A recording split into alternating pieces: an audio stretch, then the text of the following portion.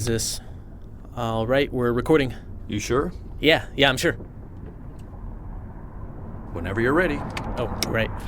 On March 7th, 2015, I, Daniel Powell, a temporary archivist for the Housing Historical Committee of New York State, give full verbal consent to be recorded. Hey, Dan, just a quick note. Full is kind of a wishy-washy word. Legal prefers the word complete. Complete verbal consent. It's kind of what's written on the paper. Sorry, my fault. Do you want me to read it again? If you would. Sure, totally. I, Daniel Powell, a temporary archivist for the Housing Historical Committee of New York State, give complete verbal consent to be recorded. Great job. Now it's all legally binding. Good stuff. And just a quick reminder, we do require you to record everything. Really important. Actually, about that, Mr. Davenport, when I was reading the agreement thoroughly, I was a bit unclear on what exactly that was all about. Exactly what it says, Dan. Record everything. I'm surprised you haven't encountered similar language before. It's industry standard. Oh, sure. Of course, obviously I have, but everything? Everything? Don't worry about it, Dan. Just leave it on and forget about it. It's just for liability, legal stuff, lawyers, right? I heard a joke about lawyers once. Really? Yep. And when I need to change batteries, It's electrical. Just charge it while you sleep. All right, yeah, okay, sure. We're here after you. Oh, sure. There's a lot of space here, isn't there? Yes, Dan, we're a fair distance into the woods for the isolation. Sensitive materials and all that. Really loving the isolation, very zen. And the building's cool too. Reminds me a bit of the library at my old college. All the concrete. It's super... I really appreciate your enthusiasm.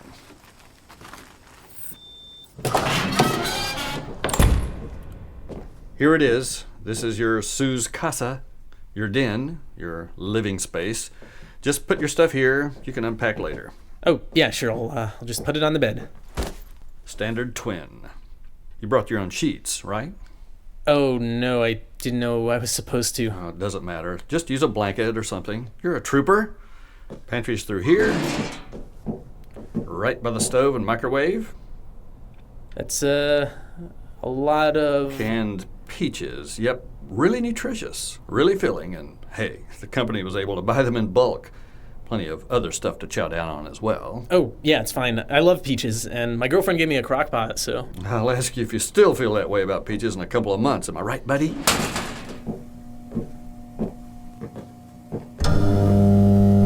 Shit, what was that? Language. And that's just the electrical system. Really finicky, but nothing to concern yourself with. Power should come back on in less than 5 minutes. Or even sooner, in this case. Really, don't worry about it, Dan. Nothing more than a temporary annoyance. Nothing to concern a sport like you. Old buildings and all that. How old is this place? Pretty old. Pretty old. And this is the tape library. Archive 73 through 92, though you'll just be focusing on 81. It's enormous. Really observant, Dan. You've been briefed? Yeah, I understand what I'm supposed to do in a general sense. Log tapes, organize them, clean up the archive, digitize everything, and create a new metadata taxonomy. That's actually one of my specialties. Main thing to remember, and this is really important, play each tape in full with the recorder on. Sure, yeah, it'll be a good extra way to keep track of everything. Now what you'll be focusing on are these tapes right here. All this good stuff. Archive 81. Series of interviews in a high-rise apartment building, all from the mid-90s. HHC NYS has deemed them historically significant. They're not in chronological order, or really any order, kind of all jumbled together, so we're counting on you to fix that. That's a lot of tapes. Well, once again, super observant, Dan. Oh, no, it's exciting. The historical preservation aspect was really what got me interested in this project. Wonderful. And the other tapes? Haven't been logged yet, most of them, anyway. They haven't been looked at all? The whole thing's immense. We've been trying to get everything sorted out for a while now. Good enough for government work, as my dad says. On a completely unrelated point, here's your badge. Thanks. Main doors require it, for if you really want to leave. The woods seem, full of nature. I'll probably take a couple hikes or something. Just remember to keep recording. Lawyers. All right. Moving on. If we go to the auditory alcove, you'll notice the reel-to-reel. It's old, but fully functional. Yeah, it's a Otari 5050T model, right? I've used similar things before, actually. My college library had a TIAC A4010. Me and my advisor used it to catalog the university's ethnomusicological archives. So, yeah, I've got this. Uh-huh. Ethnomusicological. Now, that's a $5 word. Anyway, I'll shorten my required demonstration. This turns on power to the system. Thread the tape here. Adjust volume. Play. Fast forward. Stop here. It should auto-rewind at the end of the reel. Is there a tape repair kit around here? Because older tapes can... Nah, that really shouldn't be a problem. Just go easy on the machine. It's old. Not even to make sure... Dan, if we alter the tapes in any way, we're kind of defeating the purpose of the whole archive process, now aren't we? Just play the tapes, and you won't have any issues. Understood. Don't alter the tapes. Exactly, Dan. Make a log and description of anything of note, digitize, all that good stuff, put them in chronological order, and remember, record everything. Really important. Sounds great. I've got it. Good. So yeah, I think this is the part where I've got to say goodbye, Dan. You've got a long day ahead of you. Oh, am I on the clock now? In about 5 minutes for when you fill out your timesheet. Yeah, legal thing. What are you going to do? I'm sure you can get situated tonight. Anyway, I'll leave you to it. Nice meeting you. I know you're going to knock it out of the ballpark. Thanks. All right. Bye, Dan. Wait, seriously? 5 minutes? Really hoping no one actually listens to this. Whatever, it's just liability. All right, well, let's see what these tapes are all about. Okay, so... yeah, it goes... here, stupid reels. All right, here we go. Check, testing. Okay, we're good. Melody Pendris, February 17th, 1994, 1632. South exterior of the Visser Building. This is an introductory survey of the Visser Towers residential block, as supervised by the Urban Preservation and Development Department of New York State. Exterior foyer is standard post-war construction. Appears well maintained. The main lobby is larger than you'd expect in a building of this size. No one's in it at the moment, which isn't strange considering its work hours. Okay, that's good for here. This is facilities room B1, gas and electrical metering. Meters are old, but not out of the ordinary. The whole facilities area seems well ventilated.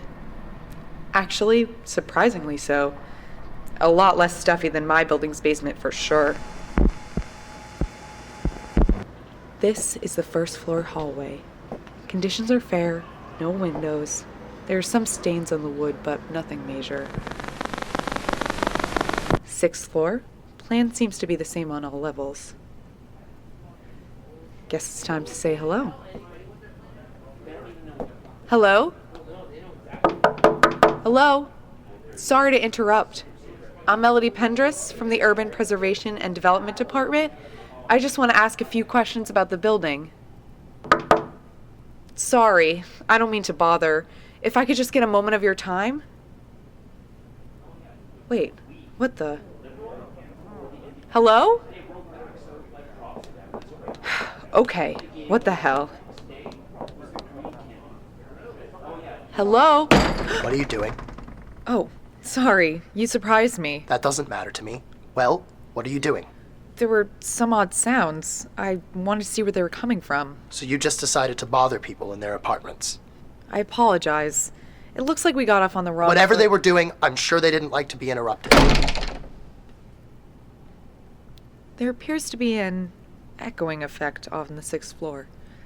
I'll ask the tenants about it when I begin my interviews. Shit, is my battery dying? Okay, that was weird. 1 down, 3.5 billion to go. And here we are. Melody Pendris, April 3rd, 1440, 4:16. Hello? Hey, do you mind if I record? I've been trying to talk to someone from the Historical Society for a while now, and well, we weren't really able to talk the last time I saw you. You're Melody Pendris. Jacob, right? You know about me? You're recording this, right? Yes, but if that makes you uncomfortable, I can stop. No, keep recording. Samuel said it was important that you keep recording. Well, that's good, right? I'd love to ask you a couple of questions. I know what you're doing. All right. Then can we sit down somewhere? I can ask you about your time in Visser, the Historical Society. It'll be great. We'll stay here. We'll stay here. Sure, whatever makes you more comfortable. Could I get you to say your name for the recorder? My name is Jacob Lester, but that's not... I'm not good at this. Not good at what? Shut up! I'm not good at talking to people, explaining things to people with limited perception. If you're going to act like this, I'm just going to leave. No, I'll be nice. I promise. Please, stay. Samuel told me to give you a message. What did Samuel say? Samuel told me to tell you that it is not yet time for you to understand the work we are undertaking. It will be eventually, but not yet. Cycles upon cycles, stories upon stories, Melody. Until then, refrain from troubling the members of my society. You are disturbing them. That's what he said. He couldn't have told me himself? Samuel doesn't want to meet you yet. And I speak with his voice. Fine. Tell Sam. It's Samuel. Tell Sam that I don't want to antagonize him or his followers. I'd just like to talk to them to get everyone's perspective. It's not like I'm accosting you. You're just the first member of Sam's, whatever his thing is, that I've gotten a chance to talk to. After you slammed the door in my face, I couldn't find anyone else. You wouldn't understand why. Because you're not telling me anything. Try me. Shortcuts. Shortcuts? This building has more shortcuts than you could possibly realize. Really? Where are they? It's not where, it's... You're taking my story out of me. Samuel said you would do this. He warned me. No, I'm not. We're just having a It's conversation. the same thing. Get away from me. Jacob, I'm just trying to understand. Where'd he go? Damn. Shit, that was... Oh. Is there... On February 2nd, 1994, I, Melody Pendris, a temporary researcher for the Urban Preservation and Development Department of New York State, give verbal consent to be recorded. This is pursuant to Clause D of Section 3451 of the...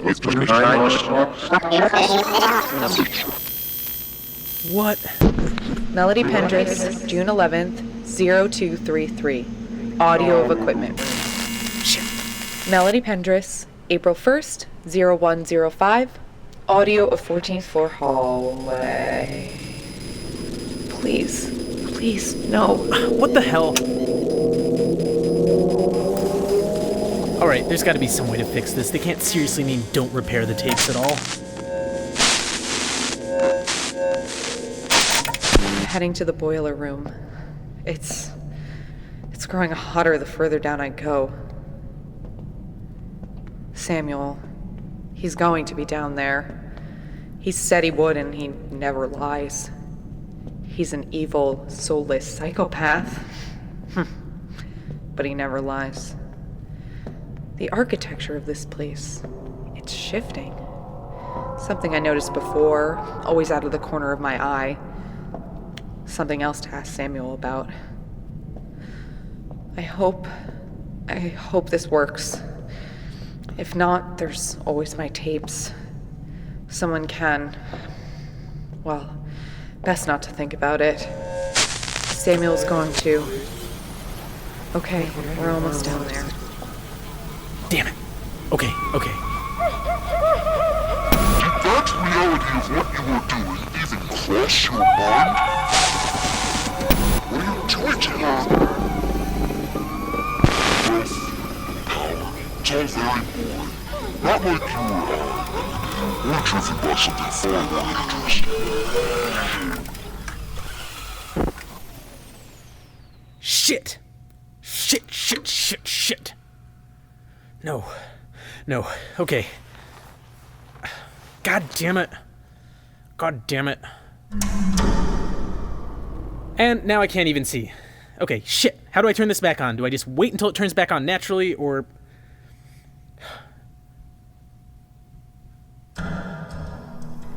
Oh, thank God. And the tape is broken. Okay? Okay, I can still fix this. Just put it back here. Yeah, that'll be good. Okay. Alright. What the hell was that? What the hell was going... Oh, damn it, the recorder.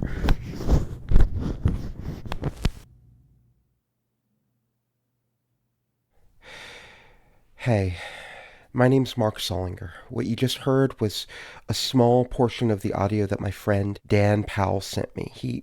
I guess the best way to describe it would be that he disappeared right after sending me this. No one else seems like they're going to be able to help, so I will be releasing all of his audio to everyone.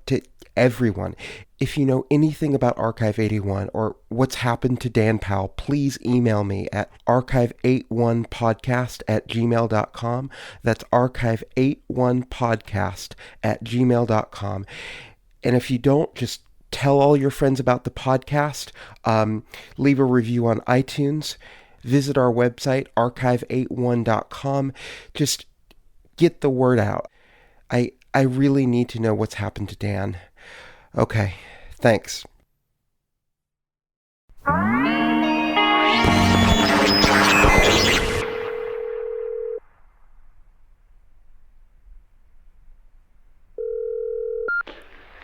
Hey. Hey, how's it going? It's good. I made it here live. How are you? I'm good. I miss you a lot. Feels like you've been gone for way longer than 3 days. I know, me too. Time is weird here. It's so far removed from everything. Well, it's kind of what you were looking for, right? Are you settling in okay? Yeah, I'm getting there. Mostly unpacked. Mostly? Dan, are you seriously just living out of your suitcase? No comment? I bet I was right. But, you haven't told me anything about your job. What's it like? It's cool. I like the whole process of it. The archiving, the digitizing. It feels monastic, like I'm illuminating manuscripts or something. Oh, cool. And you get to listen to it all, right? Yeah, the tapes aren't like... They're just housing records. They're historical, but they aren't that interesting in and of themselves. That sounds kind of boring. It's important that everything gets preserved, But, anyway, enough about me. How's the renovation going? It's pretty good. The new floors are in because everybody moving to Brooklyn goes crazy for hardwood floors. Yeah, it's mostly done. I'm just doing some touch-ups here and there at this point, but it's definitely not as much fun spackling walls without you. Well, just save me a huge chunk of drywall for when I get back. Seriously, though, I will. Don't even joke about it. Unfortunately, it is all metal and concrete here, so I can't really practice. Really? That's so depressing. Yeah, it's kind of cool, actually. It feels like a bunker or bomb shelter. Kind of imposing, like I'm in a military outpost out in the wilderness. I would get so lonely. Are you using the lamp I gave you? Tell me. I will, and I am allowed to go outside. My vitamin D will be fine. Tanya, let me put you on hold for just a few seconds. Boss is calling. I'll tell him to call back later. Yeah, isn't it after workout? Hey, Dan, this a bad time? I'm actually on a call with my girlfriend, and this is, it's outside work hours, so... I acknowledge what you're feeling, but I'm going to have to ask you to call your girlfriend back. Okay. Well, could I just have 2 or 3 minutes to say goodbye? Dan, hang up the goddamn phone. Okay. Dan, I'd like to think we've established a bit of a rapport, a sort of understanding, built on mutual respect and trust, wouldn't you agree? Oh, sure, yeah, it seems that way. So you understand that when I see that trust being violated, it really hurts all the more coming from you, rather than some random temp. Mr. Davenport, Oh, just let me speak for a bit. When I told you to record everything, do you remember the words that I used? Do you? Just let me speak for a bit. I really don't like being interrupted. I told you that recording everything is your top priority, Dan. So when I got a little automated email in my inbox saying that the recorder was deliberately turned off for a period of 39 minutes and 22 seconds, I was really perturbed. Could it be a false positive from the monitoring software? Wait, the monitoring software? But no, the monitoring software was fine, and it wasn't an issue with the battery or the power. No, the recorder was deliberately turned off. Would you care to explain that? Wait, just a minute. I'm being monitored? Dan, I understand your concern, really, I do. No one is listening in on you. You are not being monitored, the recorder is. If the recorder turns off, then I get a little email with an exclamation point next to it in my inbox, and that is exactly what happened yesterday. So, do you have any explanation for me?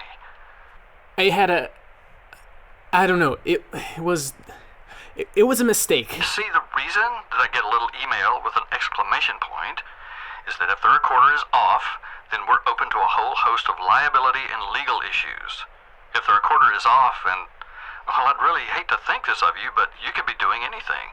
You could be making off with government property. You could be destroying tapes. You could be engaged in corporate espionage. Were you doing any of those things during the 39 minutes and 22 seconds the recorder was turned off? No. See, I'd really love to believe you, Dan, but I can't know for sure. But for now, I want us to move past this. Do you feel the same way? Yes, of course. Good, because I don't like doing this, Dan. The whole stern talking to, it's not really my scene. Now, I really hope we can rebuild the trust we had. Of course, the first step in that road is me being sure that you will never turn the recorder off as long as you're employed at the Housing Historical Committee of New York State. Can we come to an agreement, Dan? Yes. That's all I wanted to hear. Okay now, nice talking to you. Bye-bye. Christ.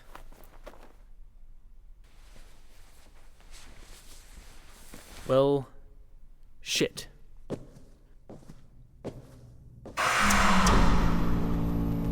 No.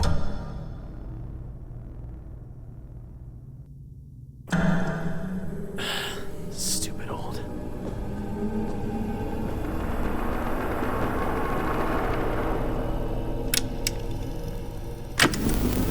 Typical minimalist bullshit. Got the critics hard, but what the hell is that worth, right?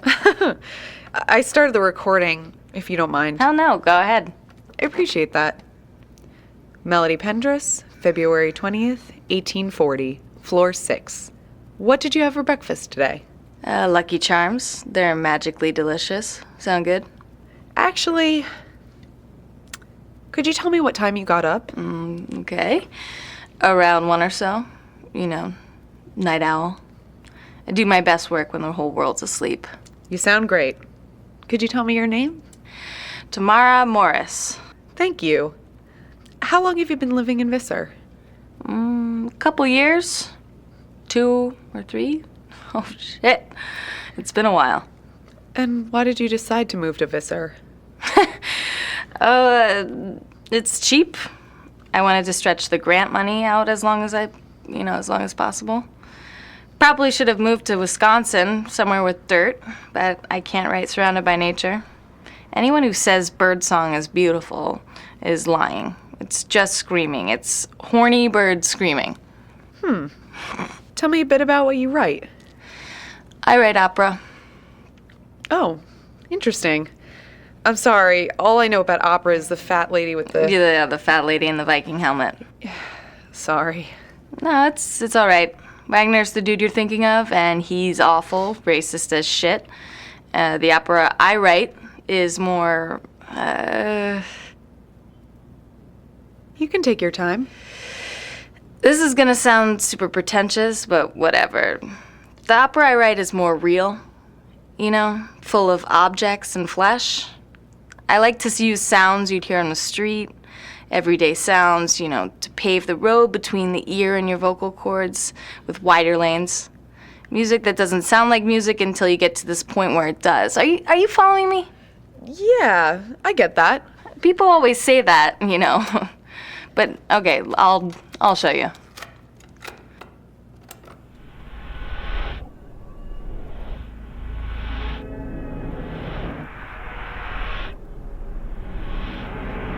Okay, so this is a recording I made of a block party in the summer, but I took the tape and I played it at quarter speed, then recorded that and played it at quarter speed and on until I slowed it down by about 200 times.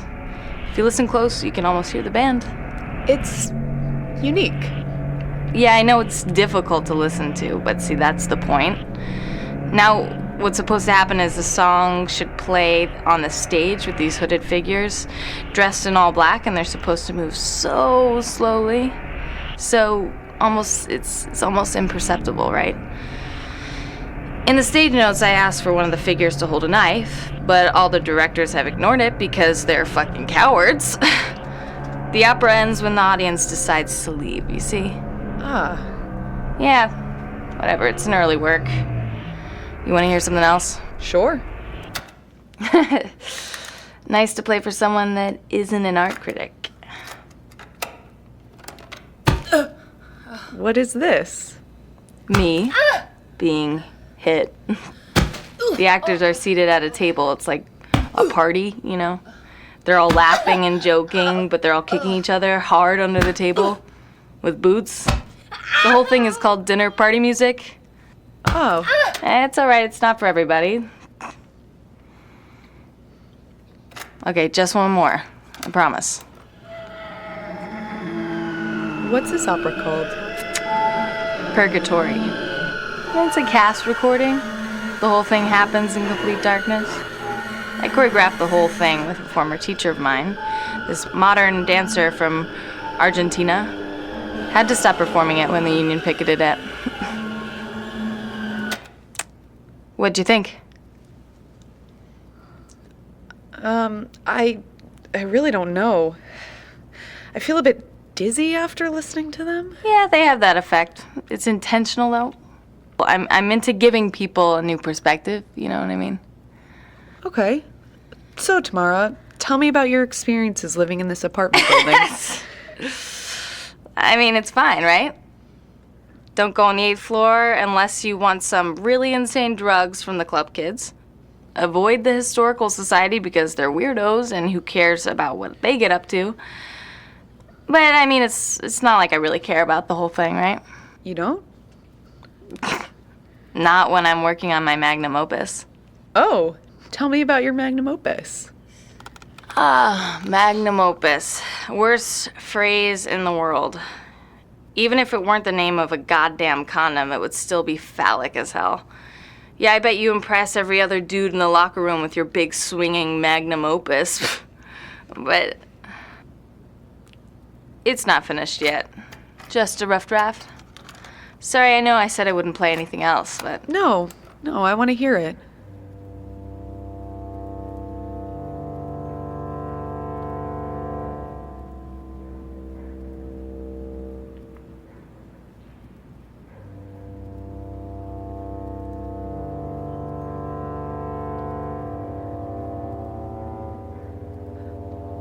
It's beautiful.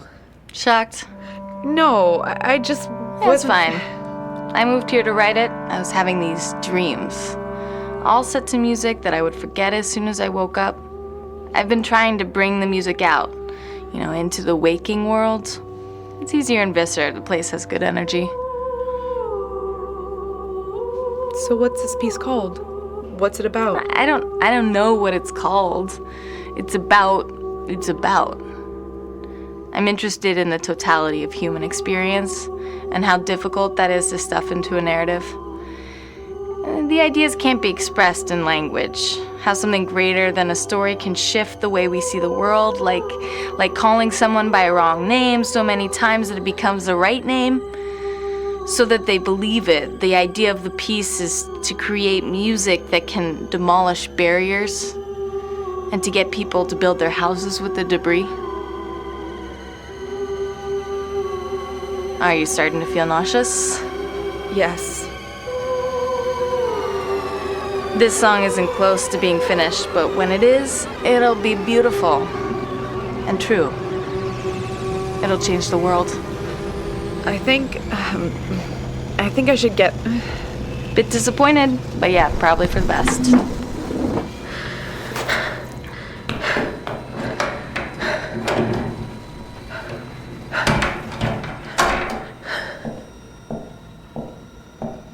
You You can still hear it through the wall! If you're going to be a goddamn coward, you need to go as far away as possible. Shit.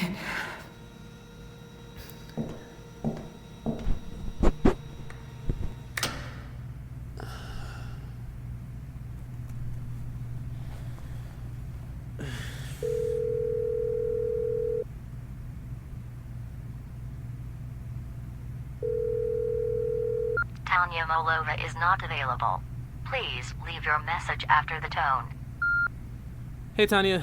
It's me, Dan. I mean, you probably already know it's me. Sorry, I had to hang up. It was an urgent thing. Anyway, again, I'm really sorry. Just call me back when you get the chance, okay? I like hearing your voice. And say hi to Puddles for me. I'll talk to you soon. Hey, this is Mark Zollinger again. So it looks like so far no one's come forward with any information about Dan, but I've got a lot of audio from him, so I can keep this going for a while. Subscribe in iTunes, leave a review. You can also visit the website archive81.com or follow us on Twitter at archive81. We're also on Facebook. I'm just trying to get this out there to as many people as possible. And if you know anything about what's happened to Dan, email me at archive81podcast@gmail.com. That's archive, the numbers 81podcast@gmail.com. Thank you.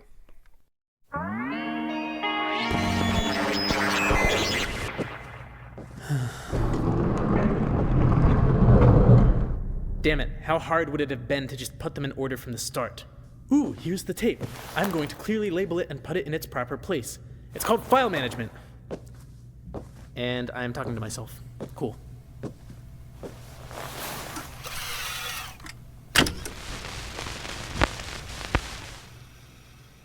Hear good? A bit closer, about 2 inches away. Cool, great. Here we go. Does that sound good? You sound wonderful. Melody Pendris, April 12th, 1831, floor 12. Could I get you to say your name into the microphone? Sure. Jesse Lewis. Great. So, Jesse. How are my levels? I knew that's what you were about to ask me. Your levels are fine, Jesse. So how long have you been living in the apartment building? In Visser? Yes, in Visser. Everyone says his name. Feels weird not to. Don't really know why. All right, then. How long have you lived in Visser? I was born here. Like, born here. My mom's water broke at the apartment, and she had me in the stairwell. Not enough time to get to the hospital. I came out fast. On the east stairwell? Yeah, right over there. Mom got down to the 3rd floor before she had to stop. Gave birth to me all by herself because, anyway, it's still kind of weird walking up those steps. I can imagine. Can you tell me a little bit about the building? Sure. Quick and easy rundown. First off, Vista looks taller than it actually is. It's only 21 stories, and people are always surprised by that. They think it's got to be like 30, maybe 40. My guess is because the building curves, like it's about to fall on top of you. The floors are all the same plan, nothing special. When I was little, I really wanted to get to the roof, but it's blocked off. Like, the main stairs don't even lead up to it. Still don't know how the hell to access it. Anyway, city helps with the rent, but it's not free. Tenants all over the place. You won't find millionaires or anything, but other than that, it's all kinds of people. And what was growing up here like, Jesse? It's just another place, you know. Not terrible, not great. Can you tell me more? I mean, growing up here is all right. My mom's working most of the time, so I got to take care of Reggie. When we were little, we'd go exploring. This is pretty big, so it'd be fun. Mom didn't like it much, but she's always away. Did you find anything interesting when you explored Visser? Nothing like crazy. It's all stuff I'm used to. Really? Yeah, it's pretty normal. So tell me a bit about your daily life, Jesse. What do you get up to? Like a day in the life of Jesse Lewis? Sure. Okay, so I get up, get dressed, shower sometimes, get on the bus and go to school, which sucks. Listen to stories about some boring old dudes being killed by some slightly newer boring old dudes who are then killed by even newer boring old dudes. Get back to Visser, do some work, eat dinner, and head to bed. Can you tell me about the work you do? Like on tape, because I already told you about it. For the tapes, yes. Okay, cool. I'm a runner. And what does that mean? Well, it means that whenever someone in the building wants something from the store but doesn't want to go out, they'll tell me what they want, give me the money, and I'll go out and get it. I work for tips. It's tricky because you have to keep all the stuff they want in your head. You have to give them the right change. It's a lot of math. You have to do it fast because people are really impatient. Like, I only do it after school, so some of them have been waiting all day for me to get them thumbtacks or cheese or Reese's Pieces. But if I take more than 30 minutes, they'll be pissed. And do a lot of tenants use your services? Some, yeah. It's mostly old people who think Meals on Wheels is shitty. People with, disabilities. Does anyone else ask you to run for them? Some people who don't get out much, like they don't like the outside world or something. They have a list taped to their door when I arrive, along with some money. I'll leave the stuff outside their apartment once I've brought it back. And what do the shut-ins ask for? It varies. Sometimes it's food. Sometimes they ask me for, hoarder shit. Like, one time the dude in the 1504 asked me for every purple object in the east side of the bodega. Had to get accomplished for that. Another time, someone wanted me to get a cup of water from the Hudson mixed with 3 of my own tears. And someone asked me for 5 watch calculators that had been set to 5318008. When you flip it, it spells... Oh, I'm aware. Anyway, like I said, weird hoarder shit. But they always tip really well. It's their money, no judgment, right? If they want a bunch of titty calculators, who cares? Have you ever seen any of these people? No. You've never stayed to see the tenants retrieve the objects you brought them? No, it's not my role to see them. So, as a runner, you know the building. Yeah, plus I've always lived here, But running gets me places. I know a lot of tenants. Jesse, I know that you grew up here, so you view Visser as normal. I mean, it is normal. Right, but from the outside looking in. Remember when I talked to you about how I grew up? Yeah, but this isn't anything like... I'm not saying that it is. I'm just saying that things can appear normal when you're inside of them, right? Let's put it this way. Is there anything in Visser you wouldn't tell the kids in school about? The 8th floor is creepy, but it's just gang creepy, drug creepy. You just avoid it, and you're fine. That's most keep to themselves. They're just high, High people don't have to make sense. The song isn't creepy exactly, but it's his own thing. I've heard about it. Yeah, some people say they hear it, like elevator music, but not come from anything. Have you heard the song? Sometimes I hum things to myself without, realizing it, but that's not strange, right? Yeah, it's normal. You probably shouldn't ask me about shit like that, I mean, I've lived here my entire life. It's something I'm used to. I don't know. But the stuff about the society, that's different. The Historical Preservation Society? It sounds less scary when you say it like that. Yeah, Samuel's thing. Why does it disturb you? Samuel's got his own shit going on. That's all I know. Whenever they have their meetings in their apartment, I get a weird vibe. Just this weird vibe. I don't know. Sound crazy. You don't sound crazy. Yeah, it's like a historical society. Who actually, think that's cool? I don't like the way they talk about it. Jacob, Ashari, Marina, Gladys, all the tenants that have joined up. Samuel's this grad school asshole, and they're looking at him like he's Big Dick Johnson or something. Like his shit don't stink. Like he's got this hold on them. It's only been here 4 years, right? He acts like he lived there forever. It's weird, it's all. Jesse, I might have a little assignment for you. Shit. You know what? Screw this.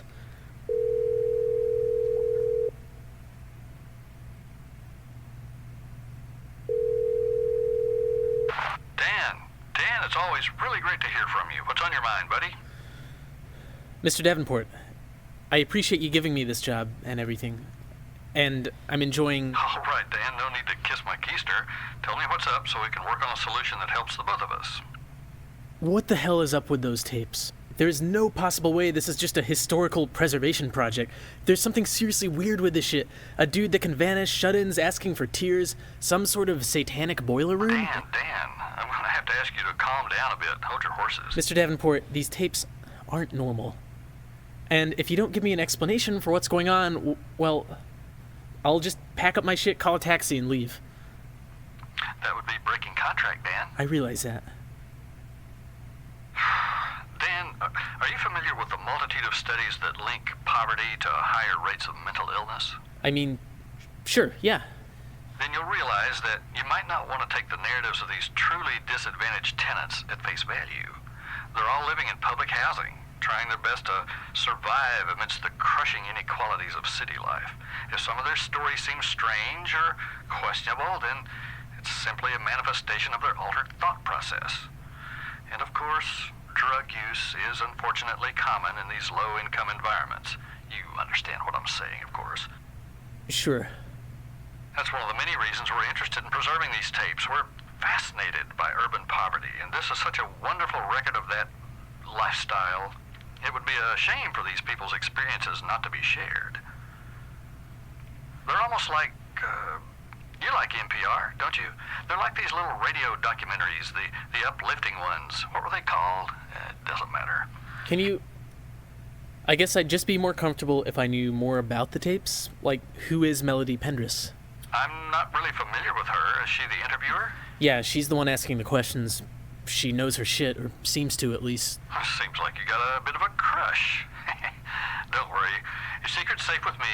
I'm not really familiar with her specifically, but she must be a researcher, sent to do some sort of anthropological survey or some such. Would you like me to Google her for you, Dan? No, sorry.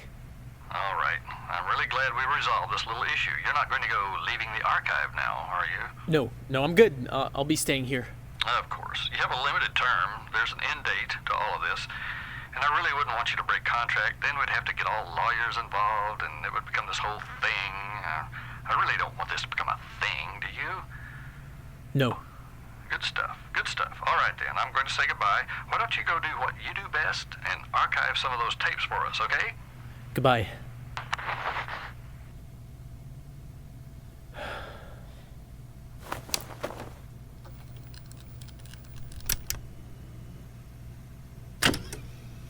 Jesse Lewis, April 13th. Shit, what did Melody? Oh yeah. 5:48 p.m., floor 6. Oh, shit. Hey, everyone, quiet down. I said quiet down. Sorry. So, first of all, I'd like to thank Gladys for letting us use her apartment. Thank you, Gladys. Everyone thank Gladys. And thanks to Linda for the chips. Those were pretty good.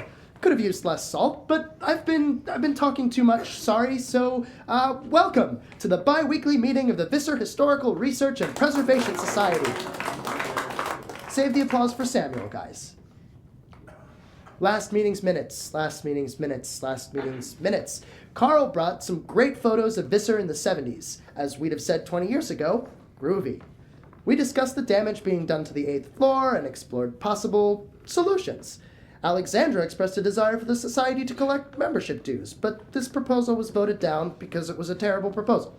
And most importantly, Samuel explained Visser's construction and the building's significance. And speaking of Samuel, on to the main event. Samuel, will you talk to us? If I could have everyone's attention. Wonderful. Thank you, Jacob, for a lovely introduction, and thank you all for coming. Unless anyone has any objections, I'll get right into it. I've discussed previously the nebulous nature of this building's construction. No one can quite pinpoint exactly when it went up. Sources say 1947, 1948. An architectural survey even places it as late as 52. Records are amorphous, shifting, unsure. But it was built, it exists, we can feel it, its presence. We can feel it, can't we? We've all felt it. Its power, its magnetism, its force. I've touched on this concept before, and I'll certainly come back to it. But before I do, though, I'd like to tell you a story about stories, and about the city of New York. Before New York, this land belonged to the Algonquin people. They called the land Mannahatta. We stole that name from them, like everything else. When the Dutch came here, the Native Americans sold the land to them for a few glass beads. Of course, this story isn't true, but the facts don't really matter. It's the story we tell ourselves. A few decades later, the English took it from the Dutch, renaming New Amsterdam after James II, the Duke of York, who would later become King of England. The English gave way to the Americans, and a middling port became an American metropolis. and an American metropolis became the capital of the world, and the capital of the world became a desiccated, soulless husk upon whose streets you walk. My point is cycles. Cycles of stories we tell ourselves. We are part of a snake the size of the world, and it is devouring its own tail to stay alive. An Ouroboros. There is nothing new under the sun. Circles of repeated, rhyming history. History that is built on blood. Genocides, slaveries, murders, exploitations. That's the main one. Exploitations. And it contains all of the previous words within its 4 syllables. The cycle of history is a cycle of exploitation and blood. And there are places that are the point at which the snake's fangs sink into its own flesh, the axle of the wheel. We've been looking for the reason why, but we all know this. That this place is unique. A crossroads, or an axle, or a fulcrum. I realize I haven't said this as plainly before, but you all know this to be true, do you not? Anyone? Yes. Good. Good. I'm glad I'm not alone. I'm glad you're accompanying me on this journey. Above all, there is a call, a force, a song. I can feel it on the edges of my mind, the boundaries of my perception, and you can feel it too, or you wouldn't be here. Everyone in this room feels the wordless language of this structure, its primal desire. Everyone but one, perhaps. When you live with something for a long time, you can become blind to it. If you hear a bedtime story every night of your childhood, the story loses its power. The story becomes words devoid of meaning. I think that's what's happened to Jesse here. Oh, shit. Jesse, would you please turn that recorder off?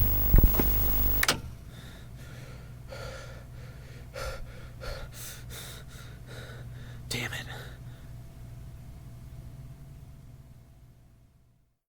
Hey everyone, I'll keep this short. Still no info about Dan, and it's been a while.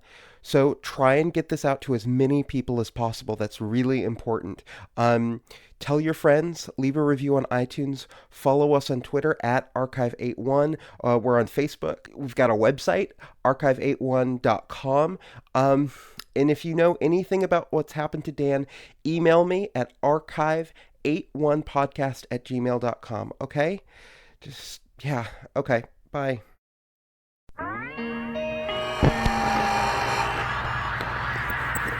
Okay, we're good. Hi, Tanya. So, you wanted to get a sense of what my day is like, and, well, here's the video you asked for, because FaceTime is the worst, and it always craps out. And yes, if you're wondering, it is awkward to shoot video and carry this recorder around, but you shouldn't worry about it, even though I know you're going to. So, this is the library, where the magic happens, as they say on Cribs. Most of it is just tapes, and tapes. They're only having me archive a handful, relatively, the shelves over there, but there's just an insane amount of audio here. And it's all audio, no VHS, DVDs, books, or hard drives, just tapes. I was bored a couple days ago, and I tried to calculate how many tapes there were here. I gave up. It's all just so haphazard. There are a few columns that only have one tape, and then there are shelves that are just filled to the brim. Whenever I roll them, a dozen or so fall out of it. They should have a team of people doing this. Anyway. Over here is the Atari 5050. This is where I listen to and digitize the tapes. The Atari is actually a really interesting beast, but I'm guessing you probably wouldn't like to hear about that audio nerd stuff. Moving on. It isn't a big place, but it feels that way sometimes. I don't know, I guess I just get lonely. Some of the tapes are difficult to listen to and don't think I'm supposed to talk about them. And this is it's the kitchen, living room, bedroom, and general hangout space. It's basically a one-bedroom apartment. I mean, I'd be paying $2,500 a month for this in Brooklyn, and since this isn't Brooklyn, I don't have to deal with a roommate playing 80s influenced synth pop at 3 a.m, so it's better than my old place. And if you'll notice the simmering, I am making dinner with the crock pot you gave me. Beans with sliced peaches and barbecue sauce. It's pretty good, surprisingly. And, thanks for the crock pot, by the way. I really like it. And if you're wondering why I'm making beans and peaches, well, peaches. So many peaches. It's all non-perishable goods, so lots of canned stuff, flour, stuff like that. They're pretty much forcing me to be vegetarian. I don't know why there are so many peaches, though. They probably got a deal on them or something, but yeah, I've been able to make do. What else? Here's the bathroom, nice little shower. Water pressure's kind of inconsistent, but hey, if you want to picture me naked, this is where it happens. Not that you need... I'm sorry. Alright, moving on. Yeah, so here's my bed. I spend a lot of time reading, working on personal projects, sleeping, the usual bed stuff. I haven't been able to take any hikes yet. They've got me really busy, and I want to archive my section as soon as possible. I guess I've got tunnel vision, or tunnel hearing, more accurately. Whoa! What the? A rat? Seriously? Okay, Tanya, I will go and deal with this. If I've sent the video, it means I've survived my fight with this stupid rat. Okay, ready. Now where the hell did you go? You know what wasn't in my goddamn contract? Rats. Goddamn rats. Better not have gotten into the pantry. Okay, not there. Now where the hell... Ah! There you are! Alright, you can't look at me like that. And don't tilt your head. No, shoot! Get out! Get out! Come on, go! You're not leaving, are you? I don't think you're cute. You realize that, right? Fine. I'm not gonna kill you, but just go away, because I have work to do.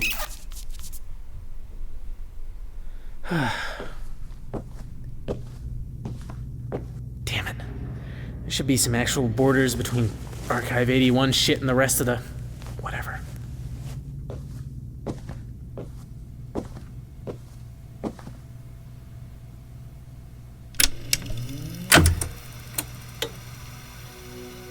Breathe in and breathe out. Take the spirit of life, draw it into your bodies, and expel it from your lungs. We will be explorers today, but we will not be exploring the furthest reaches of our Patagonia, or the darkness of the Antarctique, or the desert of the Sahara. Instead, we will be exploring a place few searchers have ever tread, the limits of our consciousness. I first walked the roads of inner destiny with a wise sage from the mountains of the Sierra Madre Sur. His name was Father Juan Diego, the Path Taker, and he was from the innocent and beautiful Maracuin tribe. Father Juan Diego, the Path Taker, taught me many things in my apprenticeship, but the most important lesson he taught me was how to open my eyes. Now I have told you to close your eyes, and I ask you to keep them closed. What I'm going to tell you now is to open your real eyes and see the world as it is. Not a world of flesh and sorrow, but a world of spirit and truth. If you have prepared yourself by listening to the previous 14 tapes in the series, you will be able to do this. Now each person's journey will seem different, but each journey will also be exactly the same. So I will describe my journey to you, and you will learn from my experience. For those who have not walked the path as long as I have, my radiant assistant Jennifer will be adding sounds to match my journeys. I'm recording my teachings in a studio, so I see the ghosts and spirit artifacts of all the music that was played here. It's a wondrous sight. I can almost hear the bands myself. Now, while I am still seated on my chair, my mind and soul are moving outwards. I am leaving the building. I am passing through the doors. They are nothing to me.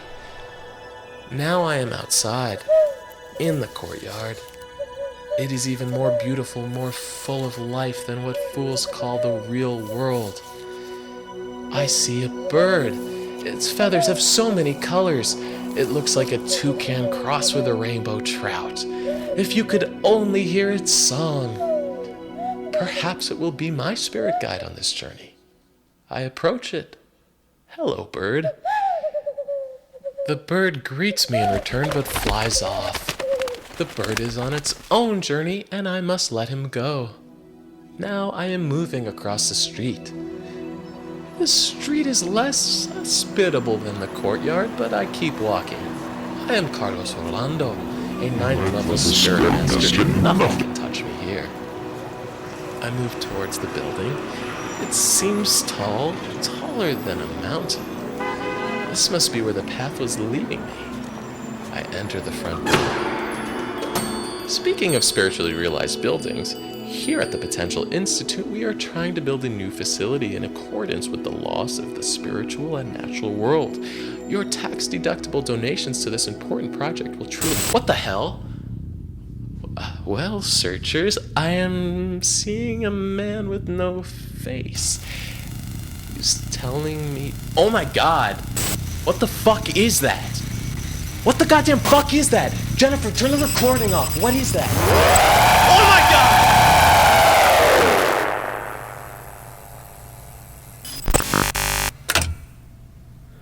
Well, that is definitely not related to the Visser building. What the? I told you to leave. I mean, you're cute, but leave. Seriously, I have no food for you. Damn it.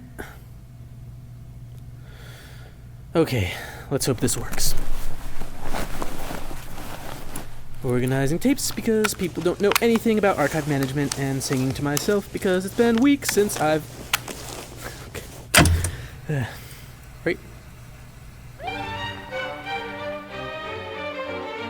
It is my great privilege to welcome you to the private collection of one Mrs. Cassandra Wall. As I am unfortunately unavailable to escort you through the exhibit, this tape should serve as a useful guide to the objects contained within. Simply examine the pieces in sequential order and listen for the following explanation and context. You'll be accompanied by a manservant to ensure your safety. Physical contact with the objects is discouraged. And finally, as I'm sure Mrs. Wall's staff have informed you, your utmost discretion with regards to the collection is greatly appreciated. Object 304A. A small glass jar with a cork stopgap containing 20 millimeters of the substance colloquially known as mummy brown. Originally in the possession of noted pre-Raphaelite artist Dante Gabriele Rossetti, the paint was recovered from the coffin of his wife, Elizabeth Siddall. Interestingly, though her grave was excavated in 1986, her body was remarkably well preserved, possibly due to the effects of the laudanum in her system. Object 248D. A Victorian hand mirror, approximately 30 centimeters in length, recovered after a fire destroyed much of the Chentwith estate. The hand mirror exhibits the unique property of its reflection being delayed by approximately 8 milliseconds. The mirror has not undergone any impartial or scientific tests, thus, as of now, the reasons for the effect are unknown. The heirloom belongs to the Chentwith family. It goes without saying that they've been unsuccessful in their many efforts to recover it. Object 309B. A collection of 28 unused bridal veils placed in a clear glass cube. Each of the veils was collected from a virgin who passed away the night before their wedding. Object 411K. Walrus tusk carving of an unknown deity, found on the island of Chichagov, in what is now the state of Alaska. Estimated date of creation approximately 700 AD.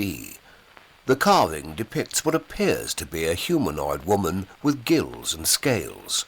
The Tlingit people of the island profess no knowledge of either the deity or the manner of its carving. There is a residual trace of blood on the head of the figure. Object 155J. A mixed media piece by Gillian Creek entitled Sacred Profane Geometry Circles.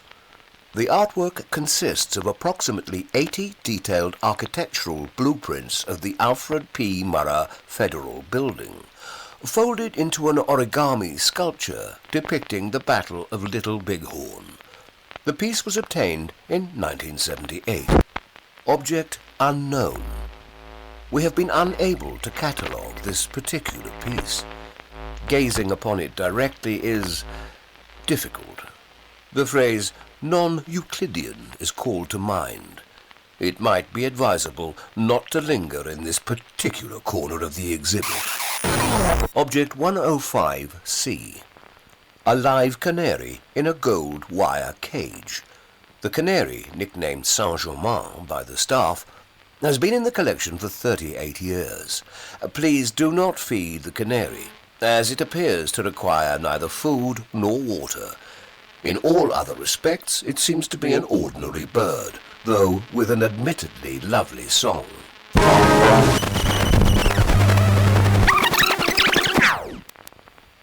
This brings us to the conclusion of our tour. I know I speak for both Mrs. Cassandra Wall and the staff when I say that we deeply appreciate your donation, in whatever form that takes. Creepy, but unrelated to the creepy apartment. Seriously, Ratty? You want to follow me? Fine. I'm not going to give you food. I'm not going to kill you because that freaks me out, but I'm not going to give you food. And you'll go away once you realize that, hopefully. Okay, don't stand up on your hind legs, you're a rat. You're supposed to be gross. Want to listen to a tape with me? Still not going to give you food. Okay, I think I see where the dividing line is. Now to make sure.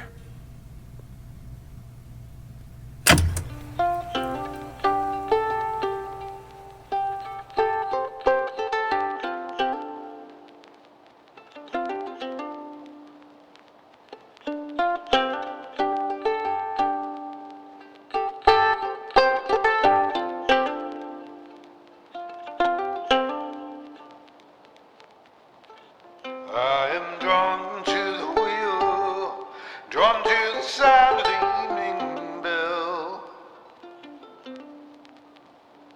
I am drawn to the wheel, drawn to the sound of the evening bell.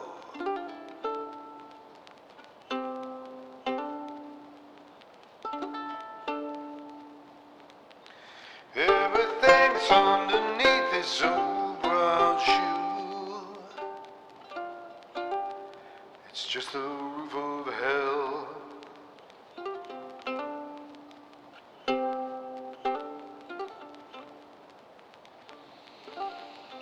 I'm drawn to the wheel, drawn to the sound of the evening bell.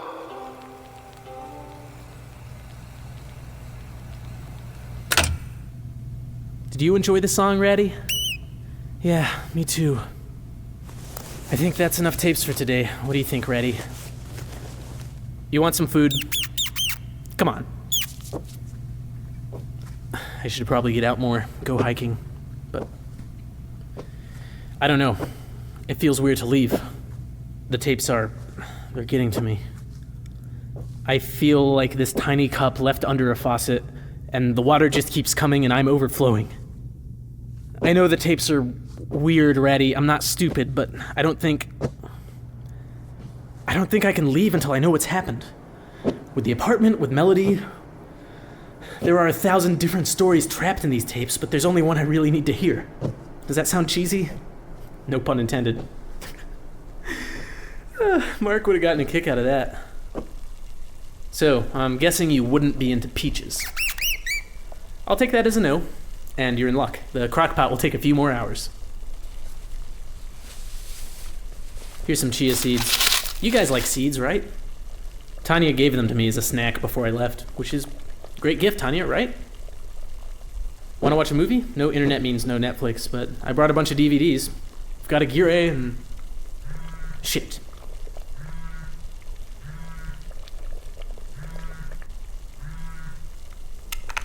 You have one new message from Tanya Malova. Hey Dan, so I still haven't got that video, the one you'd said you'd make. I just want to know more about what you're up to. The archive seems so depressing. I hope you're taking care of yourself though. Exercising at least, and eating right. I saw this really terrible band at a bar the other day. They were like synths mixed with performance art. It was so weird. But they made me think of you. You'd have liked to have hated them. I miss you. Anyway, I've been reading a lot about... message erased. End of messages.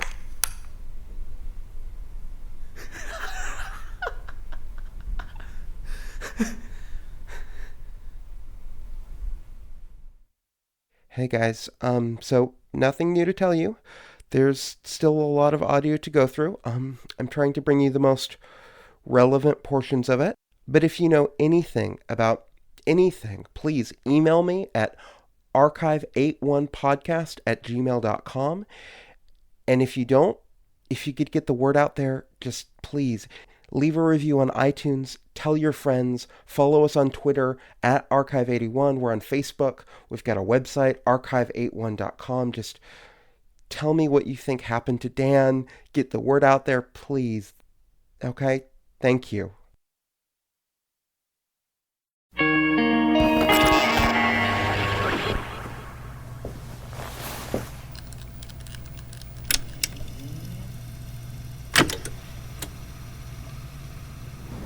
Mic check. 1, 2. Alexa, can you help me check levels? Seriously? The recorder's been acting up. What do you want me to say? Tell me what you had for breakfast. You know what I had for breakfast. Just tell me. I need to get some levels. Is this what it's like to be interviewed by the probing Melody Pendrass? I feel like I should be dredging up some deep emotional baggage. You can't make me laugh. It messes up the recording. Okay, Mom. I had a toasted sesame bagel with cream cheese and half a grapefruit. Is that all right? The recorder's still being weird. Oh, I'm sorry. Thanks. Maybe if I Can you say something else into the mic? Anything? Whatever you want. Well, I'm kind of distracted by you and your PJs, so I don't know if I can come up with anything coherent, but I'd really like to... I got it. Are you gonna turn off the recorder now? 'Cause I love you. But goddamn, stop working for like half a second. Fine. I love you too.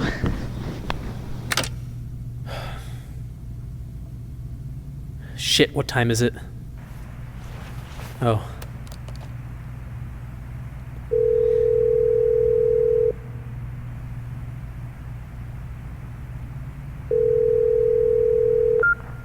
Hey, Mark. Dan, how goes it? Let me check my watch. Yeah, it's been about 12 billion years since you've called me. Yeah, I'm sorry. I'm the worst, I know. It's been... It's almost as if you're putting some effort into this friendship. I am positively touched. I know, I'm a shitty human being. I really do want to call more often. It's nice to hear from you, Dan. So, how are you doing? What are you getting up to? Are you basically a sound recording monk now? Kind of.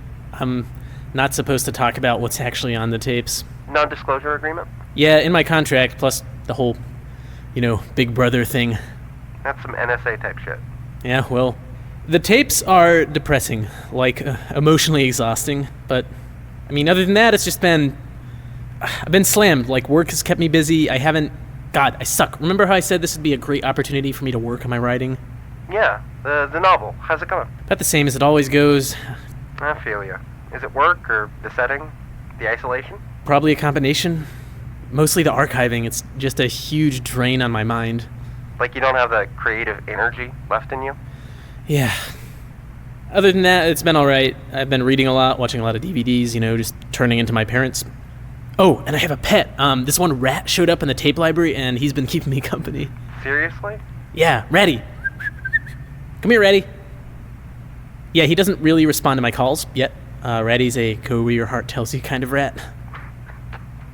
Dude, if you actually found a pet rat, I hope you'd name him something better than Ratty. Like, name him Pumpernickel or George or Professor Ratigan. Don't you dare talk about Ratty like that. It's an apt and noble name. Yeah, man, anyway, what's new with you? Work's hectic. The EP just accepted a job across town, so the hunt's on for a new boss. Until then, Matt and I have to do all the shit that she did to keep the show running. Also, Boston's a terrible city. Like, every conversation I have revolves around sports. Do you want to hear about the Patriots? I do not. Go sports! Exactly. Go sports. Oof. Yep. Anyway, Tanya contacted me a couple days ago. Wait, seriously? Yes, seriously. She's worried about you, dude. Oh. Yeah, oh? Yeah, we're having a rough patch, I guess. Things haven't been totally ideal. I'm not even sure what I want. I mean, are you still interested in this being a thing? Are you getting bored with yet another unconventionally attractive, slightly controlling brunette of Eastern European descent? Dude. Sorry, it's just you've got a type. Because I'm fine with whatever. It's just Tanya contacted me. She hates me.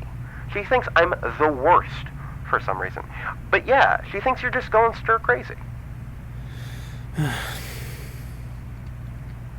Are you doing okay? Yeah. Actually, I have a favor to ask of you. Sure. What is it? Could you do some research into the Visser apartment building? It's in New York. And the Housing Historical Committee of New York State. It might also be known as the Urban Preservation and Development Department of New York State. And could you look up a woman named Melody Pendris? She's probably in her late 40s at this point.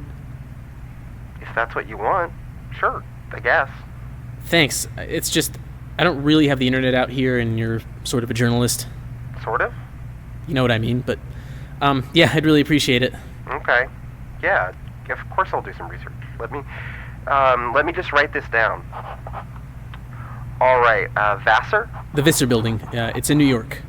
Okay. Housing Historical Committee, Urban Preservation. What's the spelling on Pendras? No idea. Okay. We'll try to have that for you in a couple hours. Really? Yeah, I mean, I wasn't planning on doing anything cool today. You know me. Oh, man. Thanks. So, any particular reason you want me to research these? It's important, and I really shouldn't tell you anything more than that. Okay. I won't press it, but if you ever want to tell me, or if you ever need somebody to talk to, just let me know, okay? Thanks. I'm letting you go, Mark. Bye.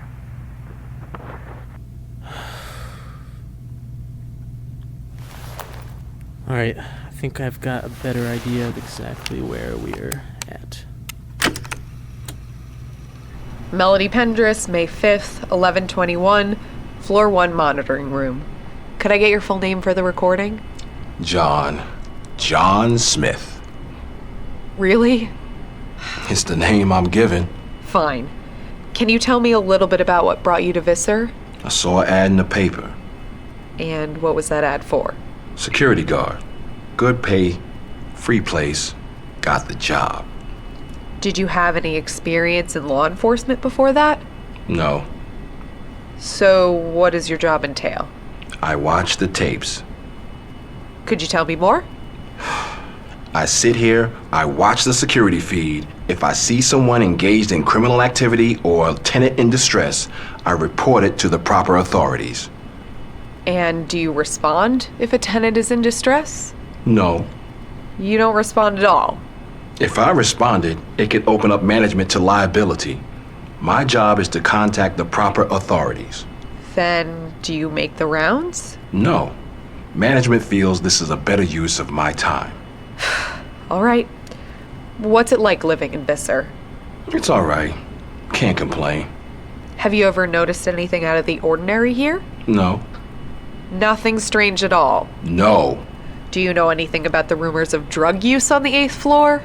If there were any unlawful activity, I would have reported it to the proper authorities. The Historical Society? Are you asking me if I keep tabs on the social lives of our tenants? That would be an abuse of my power. What happened to Jesse Lewis? We have no tenant by the name of Jesse Lewis. Oh, no. I talked to him. I have a recording of him.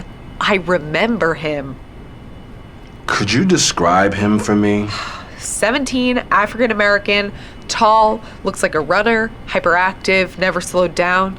I don't recall anyone fitting that description living at Visser. I can't believe you. There's no way you don't Melody know. Pendress. If you believe something happened to one of our tenants, perhaps you should contact the New York City Police Department. I suspect they have a robust missing persons unit.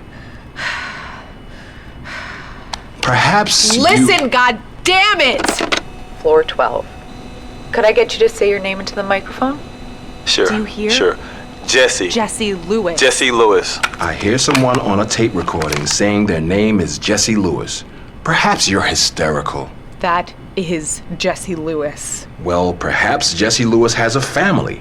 Have you tried contacting them? I recall there being a Lewis family on floor 12. African American, like you said. She didn't. Though I recall Miss Lewis only having one son, 13 years old, if I remember correctly. What happened to Jesse? Why does nobody remember him? If you remember something that others can't recall, perhaps you should seek the attention of a licensed psychologist, Melody Pendress. Oh, no. You know something. You're this spider watching everything. You must have seen him. You must have seen Jesse. Melody Pendress.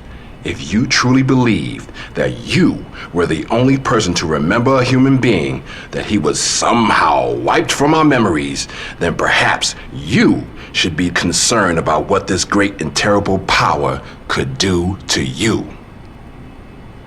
Who are you? I watch the tapes. I see a lot of interesting things on the tapes. My name is John Smith. Now, please turn the recorder off. Makes me uncomfortable.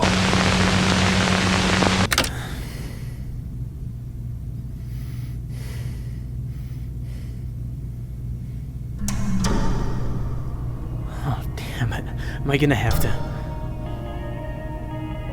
Where's that coming from?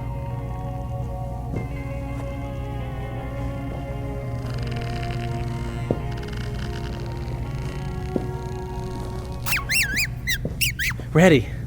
There you are. Sorry. I think I got a little bit lost in my own head for a second.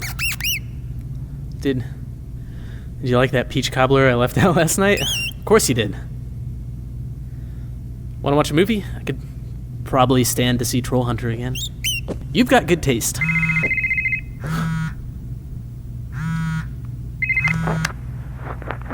Hey, Dan. So I was able to dig up some stuff for you. Mark, that was fast. Yeah, I mean, I am sort of a journalist. That you are. I'd say you're even on your way to becoming kind of a journalist. Are you not gonna tell me anything until I apologize? I'm sorry. Okay, so the Housing Historical Committee of New York State? Not a thing. Neither is the Urban Preservation and Development Department of New York State. They all sound like government agencies, but they're not. No record of them. They're not public at all. No way to find out, unless I went on a huge fishing expedition, which I am not going to do. Oh. Yeah, they're dead ends, is what I'm saying. The Visser building is more interesting. There aren't any records of it, which would be weird if Visser was the official name of the building. But I thought, hey, maybe it's a nickname or something. So I checked through newspaper archives, some oral histories, hacked into the mainframe on my rollerblades, all that good stuff, and... What did you find? Absolutely nothing. That's disappointing. But, Visser is a Dutch name, which I deduced because I am a genius, and it happens to be the last name of a South African artist I like, so I thought, hey, let's go through all the Dutch or South African corporations that owned New York property in the 90s, which I guess would be a pretty small list because of apartheid. Now, there was only one Dutch corporation listed as owning residentially zoned property in the city of New York. They were called boss, and they owned precisely 0 apartment buildings. Wait. Yes, they were listed as property owners, but they didn't own any properties, which could have been a clerical error, but this was a fun little mystery. Went on the Wayback Machine, didn't work, so I decided to call up Acris, where I was put on the phone with an amazing woman by the name of Ari. Anyway, she wasn't technically supposed to pull the property archives, but we chatted a bit, and she really likes public radio, and we both had the same favorite This American Life episode. And it turns out that Boss Holdings Incorporated owned a property called the Visser Building from 1951 to 1994. Mark, that's awesome. So what else did you find? Well, Ari and I did a bit more digging into the Boss Company. Boss Holdings is owned by the Butande Corporation, which is apparently owned by Koning Inc., which is owned by Boss Holdings Incorporated. What? Yeah, it's one big quasi-legal corporate circle jerk, a joke I made to Ari, one that she did not find particularly funny. So basically it's a shell game, a dead end. I dug deeper, but no joy. Damn. However, Ari did mention one more interesting thing before I asked her out for coffee and she hung up on me. Apparently, the shelf that contained the Boss Holdings records was a victim of a, in her words, localized fire around 20 years ago, which, yes, could be a coincidence, but combined with the fact that the Boss Corporation is owned by the Boss Company, makes it seem like somebody is trying to hide something. Well, shit. Well, shit indeed, Dan. Did you find anything out about Melody Pendris? Yeah, that took like 5 minutes of Googling. Really? Yeah, if you're looking for a Melody Pendris former social worker in her late 40s who's now receiving a quite generous government pension and living in New York City, God, I love the internet. That sounds exactly like her. Well, do you want her phone number? Dan, you there? Yes, I do. Get a pencil. You got it? Yeah, thank you. Don't mention it. Dan, can you tell me what's going on? I mean, why are you interested in all of this? I just am, alright? Okay, dude. I'm sorry. I'll tell you when the assignment ends and I'm home. Sure. Bye. I mean, thanks.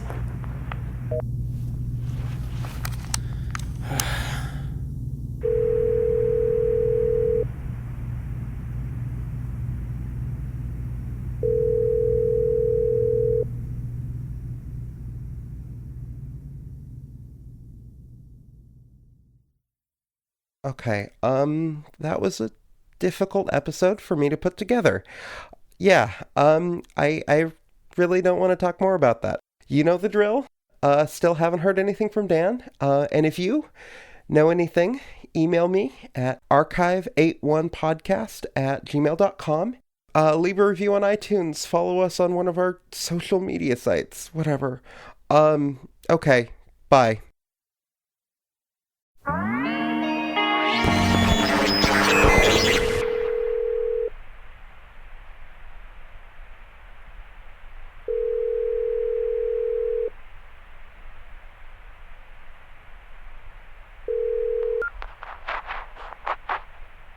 Hello. Is this Melody? Melody Pendris? Hello, Dan. Dan, I'm sure you have a lot of questions, and that's perfectly normal. If I was in your position, I'd have some questions too. The work we're doing is complex and doesn't always lend itself to easy answers or explanations. Dan? You there, little buddy? Okay, I'm done. I quit. You can't keep me here, and I do not need this. I'm just gonna take my shit, leave this goddamn building, and just go. I'm just gonna go. I'd advise against that, Dan. I really would. Really? Because you can't force me to stay, alright? This place it's not normal. The lights keep flickering, and I keep hearing whatever that apartment building was, people disappeared, alright? Vanished from human memory. And there are cults, and weird security guards, and teleportation, and I think some sort of evil museum. Are you done? Like I said, I'm leaving. Dan, I'd like you to take a moment and think about what you feel right now. Really think about it. Well, I'm pretty angry right now, Mr. Davenport. But beneath that, really consider it. What am I feeling? What am I feeling? Right now, I am feeling that you should go fuck yourself, Mr. Davenport. Well, there's no need for vulgarity. And that's not really what I'm getting at, Dan. That's not what I'm talking about at all. Beneath all that, do you feel a slight tautness, a little bit of tugging? I have no idea what you're talking about. Ratty, you want to come with me? Come on, the food's much better outside. There's a part of you, and it's not a small part, that's grown accustomed to this place. Nope. Well, I don't think Ratty's coming, and I've packed up all my shit. So, goodbye, Mr. Davenport. I hope to never hear from you again. I really urge you to... Opening the door, you can't stop me. This is your home.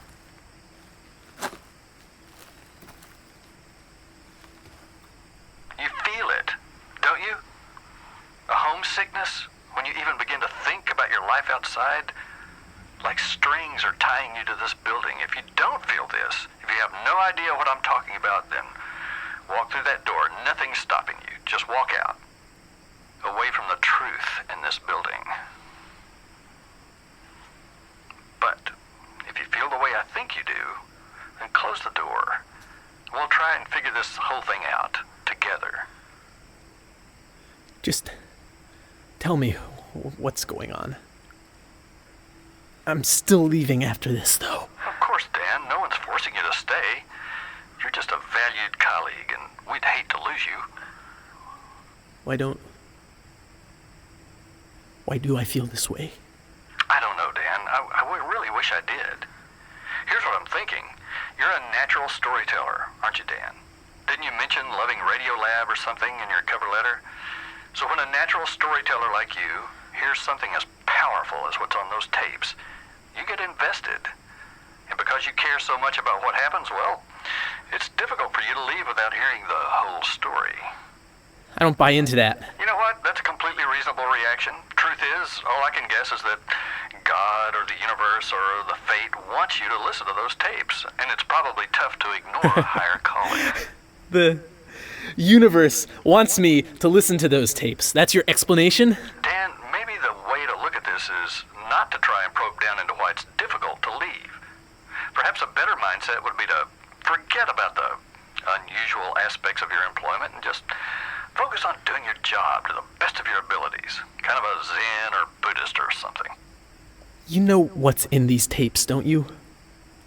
Please, just tell me you know. We acknowledge that there are certain documents in the archive that can't currently be explained by our modern understanding of science.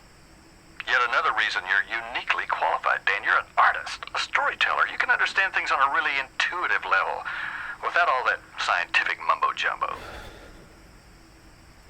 Thanks, I guess. And my section, Archive 81? The apartment, Visser? All we want to know is what happened to those poor people in the Visser building. That's why we put Melody's number out on the web, to make sure anyone who was investigating her disappearance came to us. We care deeply about our employees and former employees. So there was a tragedy, but I don't want to prejudice your archival process. I believe you said that you value the unbiased nature of the documentarian in your interview, or something. You're doing a great job cataloging all of it, by the way. Really great stuff, stellar work. Someone has to go through all this data, right? When we rediscovered it, well, let's just say that we're glad that this is all in your capable hands. Are we done here? Dan, there's no need to be defensive. But I understand your point of view. I'm sure this has been a stressful time for you. Also, before I forget, I need to reiterate the importance of you keeping that little recorder on, all right? After all, I think the lesson that we can learn from the sad case of Melody Pendergrass is that it's always best to have a record, just in case the worst happens. Not that the worst will happen, knock on wood. So are we on the same page, Dan? I think it's really important that we're of one mind on this. Sounds really great, Mr. Davenport. You take care of yourself, you hear? Bye-bye.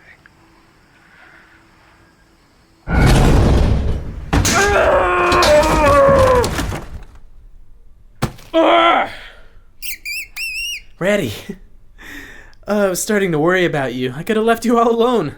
And then who would have made you your favorite peach cobbler? Nobody. Come on, Reddy. Don't you want some? Yeah. I feel it too, Reddy. Davenport's a used car salesman, but I feel it. I don't know if I've got the strength to leave. Come on, Reddy.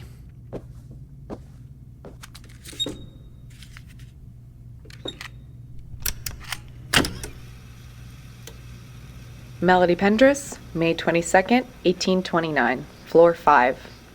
Could you please say your name for the recorder? Joshua Martinez.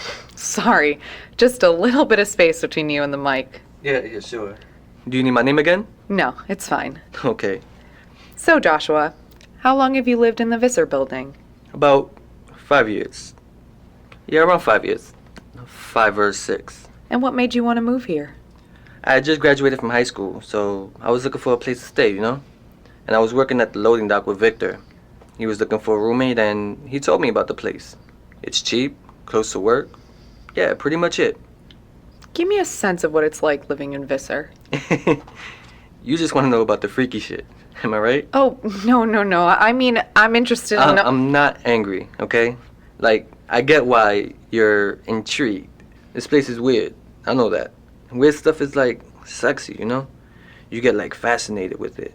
You feel that, don't you? I need to answer some questions. Like Jesse Lewis? I heard you were asking about him, shouting and shit. Do you know where he is? No. No, that's not the point. You don't get it. I've never heard of him, right? But, like, I don't doubt that something weird happened to him, you know? It's just the way Visser is.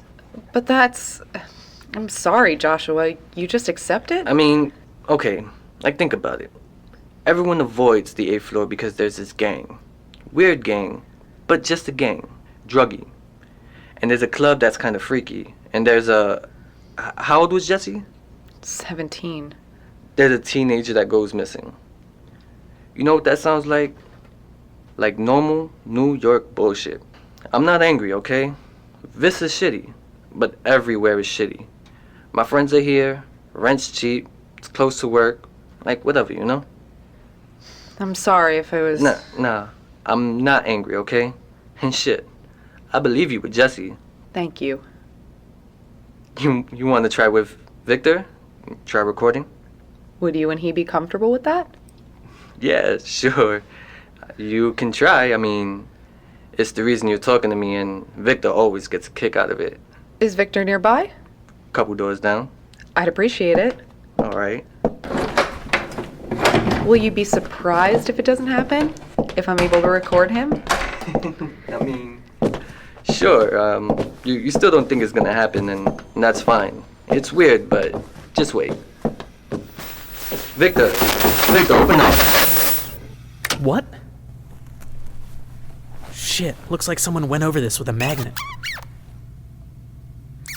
It's alright, Reddy. Shh. Okay. Now, Reddy, do you see this? There's this little smudge on the tape, just a little marking, like an O. I wonder if... Yeah, there are. There are 2 more with the same marking. Want to listen to them, Reddy? I'll take that as a... I should probably stop talking to you, shouldn't I? There. Told you. Melody Pendris, February 12th, 1838. Floor 5. I didn't say I was... Nah, it's alright. Victor's weird. I mean, he's not weird. He's my friend. He's a normal guy. We shoot the shit, play Nintendo. He just can't be filmed, recorded, or anything. When did he find that out? School picture day was a shit show. The photographer always said it was something with a lens or something. After a while, Victor just faked sick on picture day. Easier, you know? And he accepts it? I mean, it totally ruined his chances at Hollywood stardom. Dude's a born actor. He could have been the next Marlon Brando. Are you... I had you for a minute. Nah, Victor should have been a bank robber. He's not that type of dude. He just rolls with it. Doesn't it affect his life? A little. He tells everyone he doesn't like having his picture taken, But, like, nobody's lining up to do a documentary on Victor Rivera. It's fine. It's difficult for me to imagine ever accepting something like that. You should talk to him. I tried. No, like, just talk to him. Without the recorder. Don't take notes. Just talk to the dude. I will. But let me just see if the onboard mic placement might be just the issue. Just as a precaution. Yo, Victor, come close. Yeah, I'm putting the last one in, don't worry. Melody Pendris, February 12th, 2014. Floor 5. Victor's cool, right? Yeah, he's... Normal? Yeah, he's normal. Like, not normal, because he's a really good dude. He'd lend you his last $40, and most normal people aren't that nice. But, like, he's normal. I like him. Yeah, I like him too. You still want to, what'd you say, measure the distance? If Victor doesn't mind. Like you said, he's cool with it. All right, then. Is this going to fulfill your curiosity? No, but it'll be the last recording I try to take off Victor. 60 feet, 55 feet, 50 feet, 45 feet, 40 feet, 35 feet.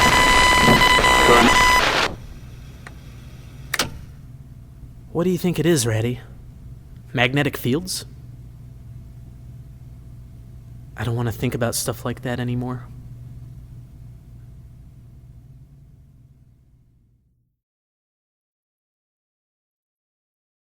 Hello everyone. So, no new progress on the Dan front, but there have been some troubling attacks on the servers that are hosting this podcast. I keep having to move platforms and, well, that costs money. And I'm really sorry to have to ask you this, but if you want to keep hearing Dan's story, well, I'm starting a Patreon page for donations. Go to patreon.com, search Archive81, and if this podcast means anything to you, donations would be really helpful. Thanks, and as always, you can find us on Facebook, Twitter, and our website, archive81.com. And if you know anything about Dan, well, you know how to contact us.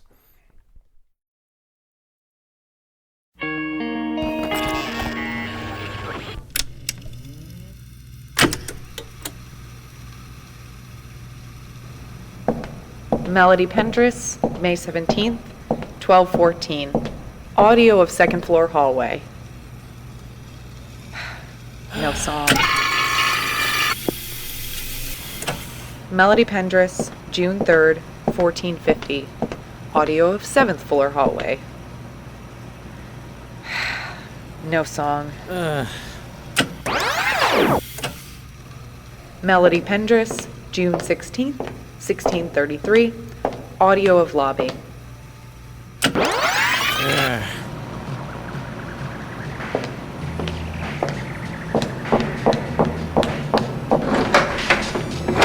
Boombox. You still trying to get the song on tape? Guessed in one. Yeah, probably not gonna happen. The music's weird like that. Good luck though. Thank you.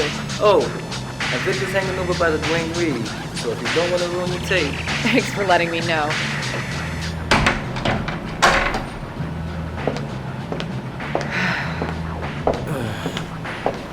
No song. How long's it been, Ratty? How long has it been? Ratty, you listening to me? Oh, you're right, Ratty. It's been a really long time. Too long. Too long. Want to watch a movie? I know we've seen Burden of Dreams a couple of times, but I think my Herzog impression could use some work, so no. I could cook something for you. Ready? We've still got a lot of peaches. So many peaches. Or we could... Ready, what do you want to do? Come on, Ready. I'm pretending you're my conscience. The least you could do is give me something. There you go. And you're completely right. I know I should call Tanya. I know, okay? I know.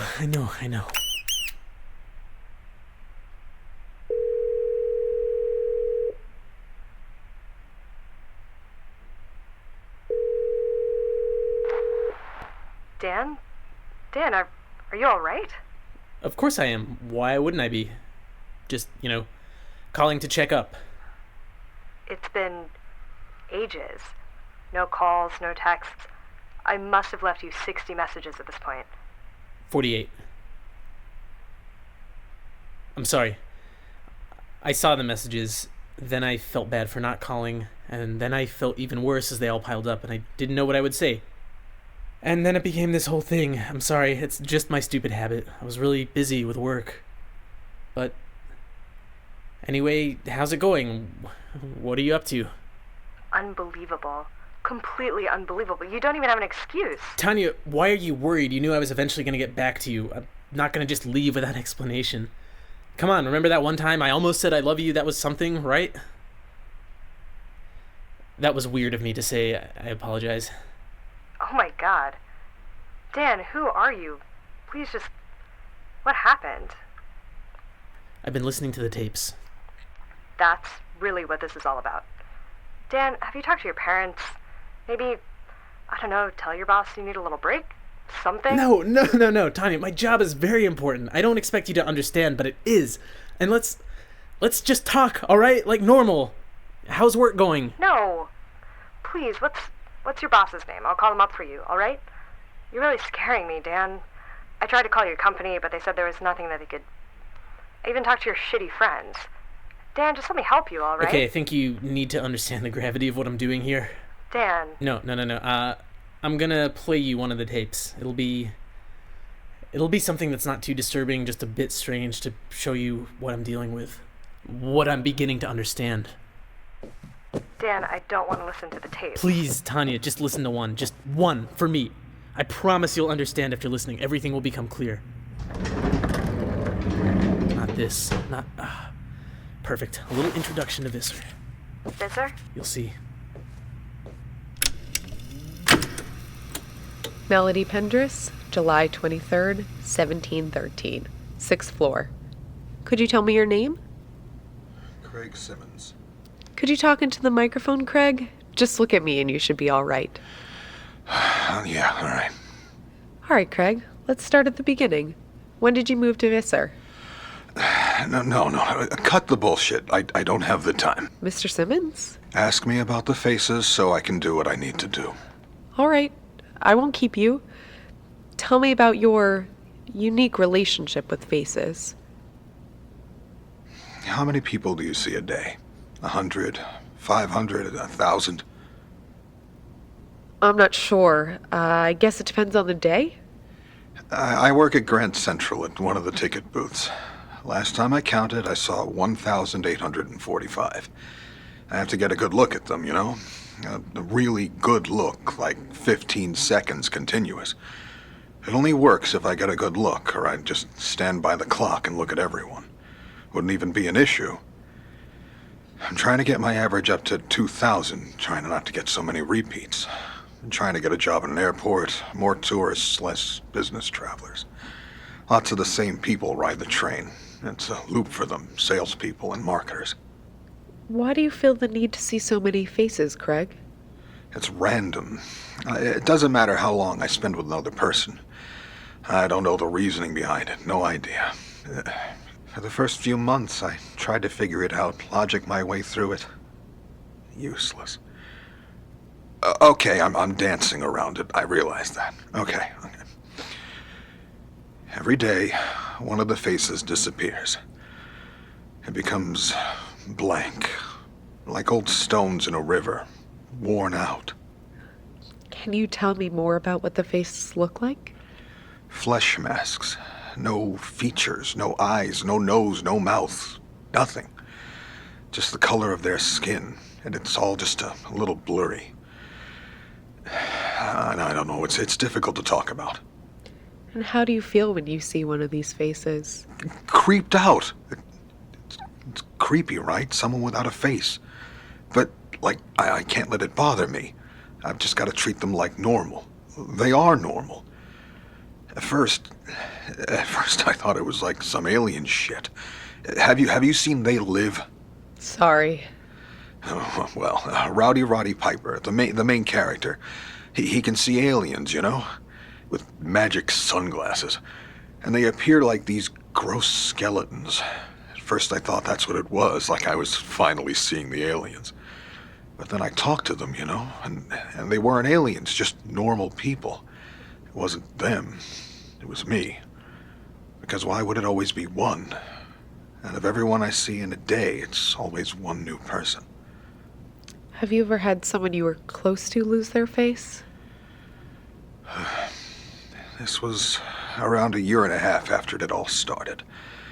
So I had it down mostly. Got the job at Grand Central, which gave me a lot of new faces. I was seeing less and less of them. But one day I got sick. Vomiting, fever, the whole deal. I tried to get out of the apartment, but my girlfriend said I needed to stay in. She was taking care of me. I should have gone out, seen some other people, but I was sick. And the relationship didn't last afterwards. What was it like? I could still read her mood from the tone of her voice. And we could still kiss. I could still feel her lips, even though... I don't want to get too, specific, but imagine having sex with someone with no face. I couldn't... She could tell something was wrong. It didn't last long after that. Have you ever considered moving from Visser? You think it's all about Visser, don't you? I have a suspicion. I mean, you're right, but I've tried to leave, even got an apartment down in Queens. But the face thing, it comes with me. It's in me now. No point in leaving, right? You could still move... And move back to Florida? You've been trying to hear the song, right? Get it on tape? Yeah. Good luck. You're trying to get to the bottom of something that's beyond anything. We're ants trying to understand the face of a god. Trust me, it's just best to keep your head down, try and figure out the rules, and hope it doesn't fuck up your life too much. I've carved out a bit of, something for me. It's okay. Can you tell me anything about the song? I can hum it for you if you'd like. I hear it off and on, mostly when I'm about to fall asleep. I would appreciate that.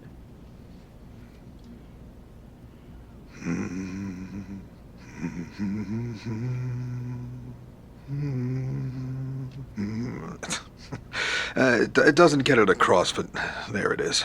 Remind you of anything? Almost. No. Best to just live with it. And Visser's fine, all things considered. A fair amount of faceless, but that mostly's gone away since I started working at the terminal. Mostly. Craig, what does my face look like to you? Like nothing, Melody. Like absolutely nothing. I should get going. I need to see more people. You see, Tanya, do you understand? Do you understand the magnitude of my work now? Dan, please. I think you need to get help. Did this mean nothing to you? Craig wasn't seeing faces. He heard the song. He hummed it. There is something powerful in these tapes. You feel it, don't you? You have to feel it. That man should have gone to a psychiatrist. There's a thing called face blindness. I read something in the New Yorker about it. I know, but he could see some faces. The faceless were... This person obviously needs help. I don't know what to say, but I think you're seeing things that aren't there. Dan, are you okay? No! Alright, it just wasn't the best tape. You'll need to hear more. Maybe the cult one. That'll show you. You'll understand then. Dan, I hope you get help. And I want you to get better. Maybe, please don't call me again, Dan. No.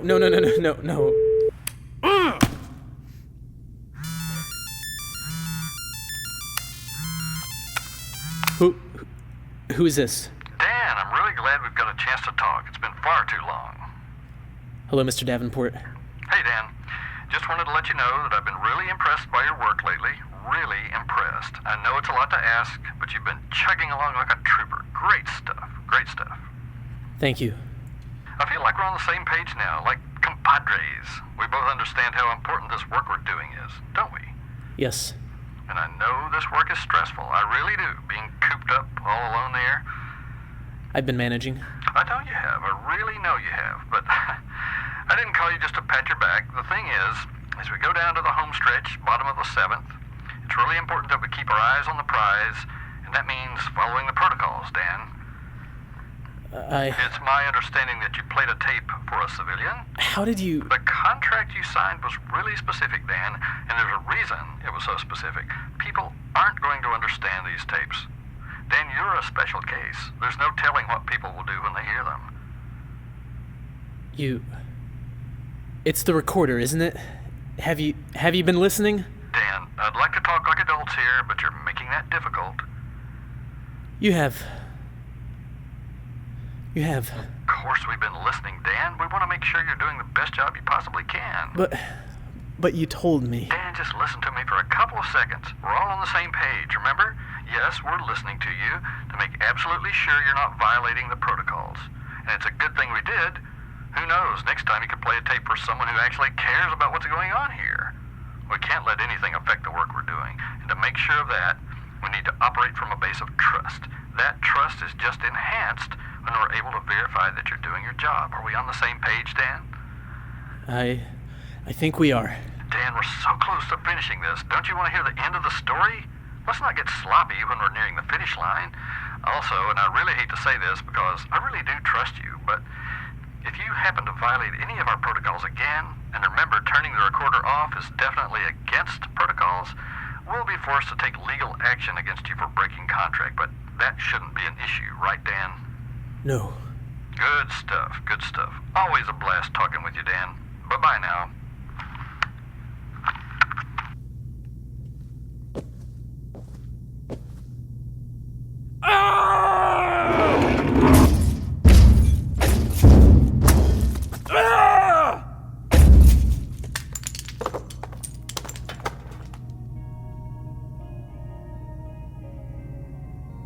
What the...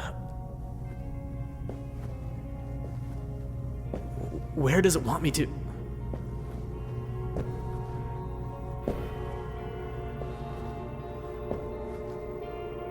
Is it...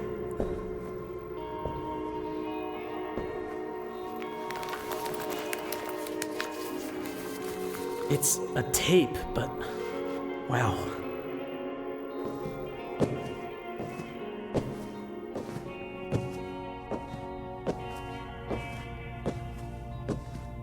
All right.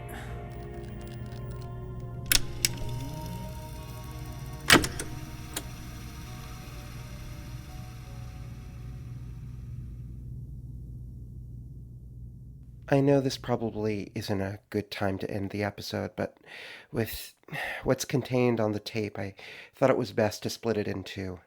Easier that way. We're getting close to the end. Like always, if you know anything about where Dan is or what's happened to him, please email me at archive81podcast@gmail.com. And if you don't, well, we have a Patreon page that helps keep the podcast running. If you can donate, please do. We're also on Facebook, Twitter, all that stuff. Thanks.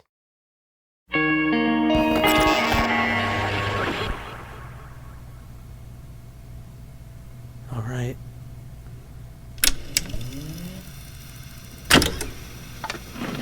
Does this have to be taped? Oh, Ms. Voss, we want everything to be recorded. It's really so much easier that way.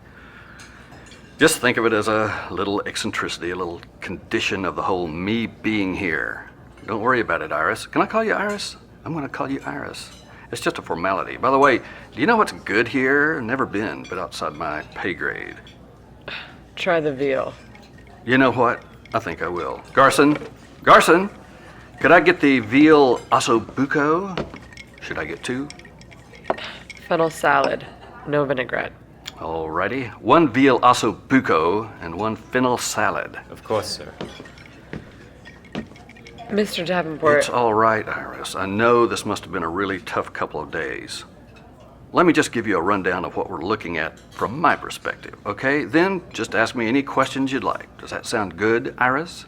Of course, Mr. Davenport. Before anything else, I just want to let you know how sorry I am about what's happened to your face. You have my deepest sympathies.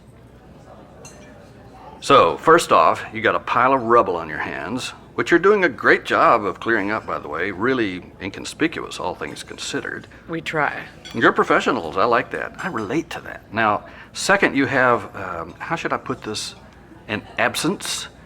You had hundreds of tenants in a lovely apartment building, and now it's as if they had never existed. Gone from our memories, which would just be the weirdest thing in the world, wouldn't it? And I'm sure you'd just be running like chickens with your heads cut off if you didn't have at least some experience with these sorts of breaks from our shared reality.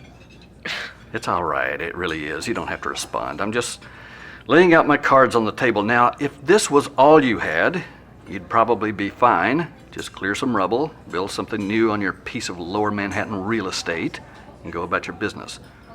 But the third thing you have is exactly 34 dead bodies in a climate-controlled warehouse in Queens. And once again, I really do admire your guys' professionalism in getting them all out of there. Really top-notch job. This is... Just let me finish. I really don't like it when people interrupt me. Sorry, it's a pet peeve of mine. Now, this all leads me to the final thing in your possession, which is a couple shells worth of Ampex cassette tapes. You have those, don't you? The logistics of a company our size can be Byzantine. Perhaps one of our employees has come across what you've described, and perhaps not. I couldn't hope to guess. All right, Iris. I'm coming to you from a place of respect, as a fellow professional. Iris, we know you have the tapes. We know. You got them out of there before we could get our people on site, which, once again, great job on that.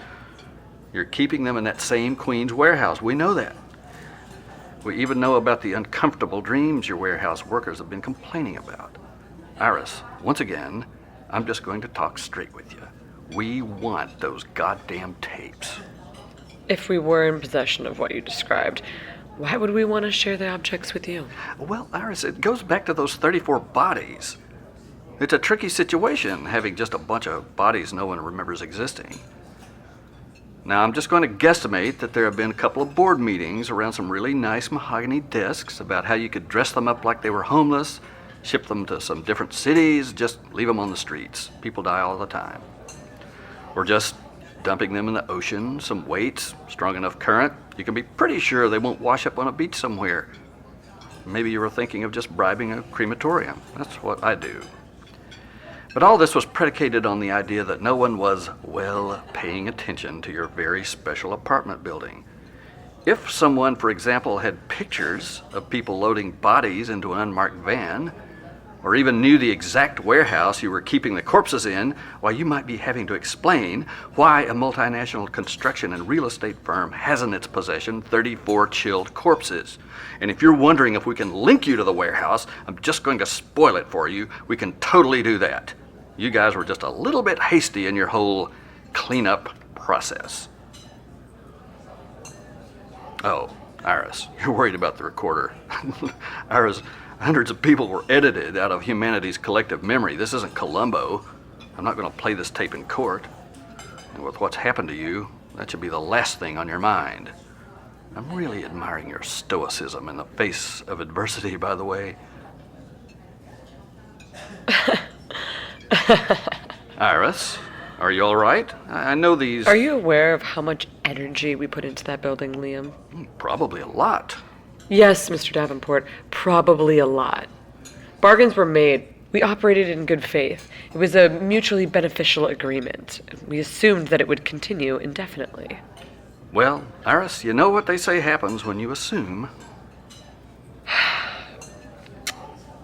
To sum it up, we invested a large amount of resources into that building. Human capital, as it were. It will be difficult to go to the company, to go to my family, and to tell them to write this off as a loss.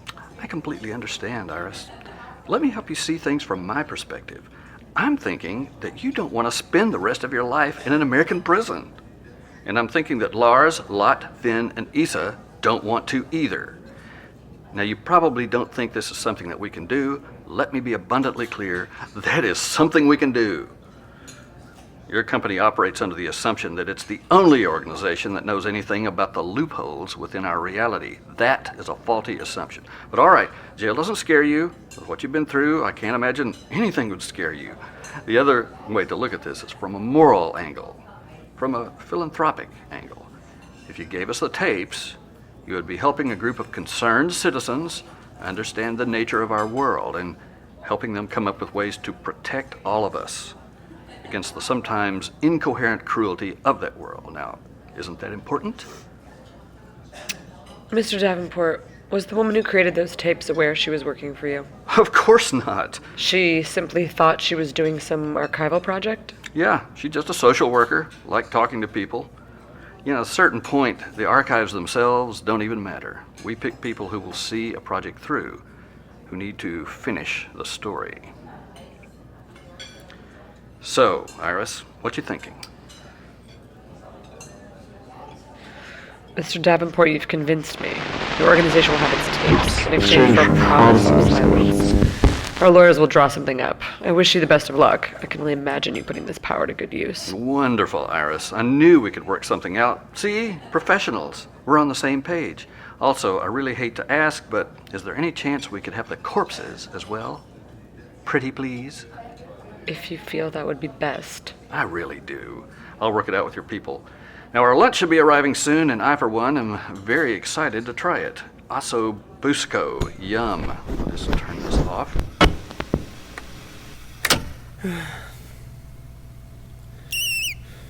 Quiet! I'm sorry. I just need to think.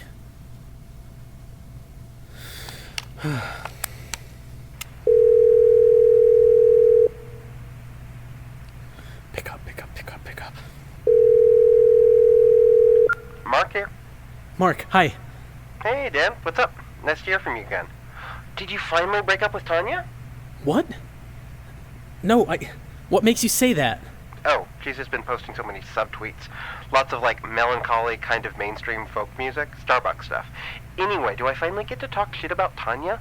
Because I really, really want to talk shit about her terrible taste in books. Like she prefers Harry Potter to Wizard of Earthsea. I don't want to talk about Tanya right now. No, sorry. I'll shut up now. No, I do want to catch up, though. Remember a while back when I asked you to research that band I'd heard about? And was this when I worked for that old college radio station? Because I don't... No, later. Not too long ago at all. You didn't find anything concrete. They were really difficult to find out anything about. But I had you try because you're kind of a journalist. Oh. Yeah, okay. You want me to try and find more info on them? It's really important. This'll be tricky if I couldn't find anything on them the last time. I don't know how this will be any different. Please try. I'd really like you to try. Yeah, I can do that. Dan, how are you doing?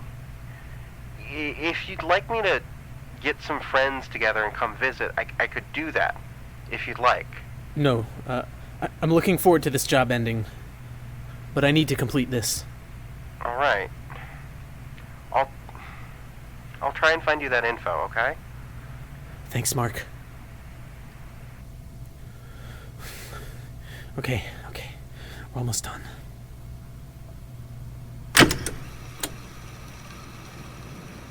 Melody Pendris, August 19th, 1723, 8th floor. Before I tell you anything, you need to say it on tape.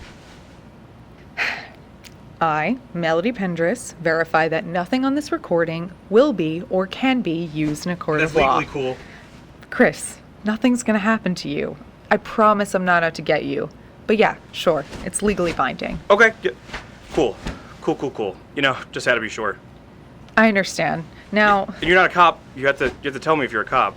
That's not... No. And no last names. Chris, I'm not a cop. And no names. I'll just call you Chris and leave it at that. Could you call me Xavier or something? There's this comic book I'm writing about this demon-killing badass, and I'm naming him Xavier Katana, so could you call me Xavier? How about I just call you Chris?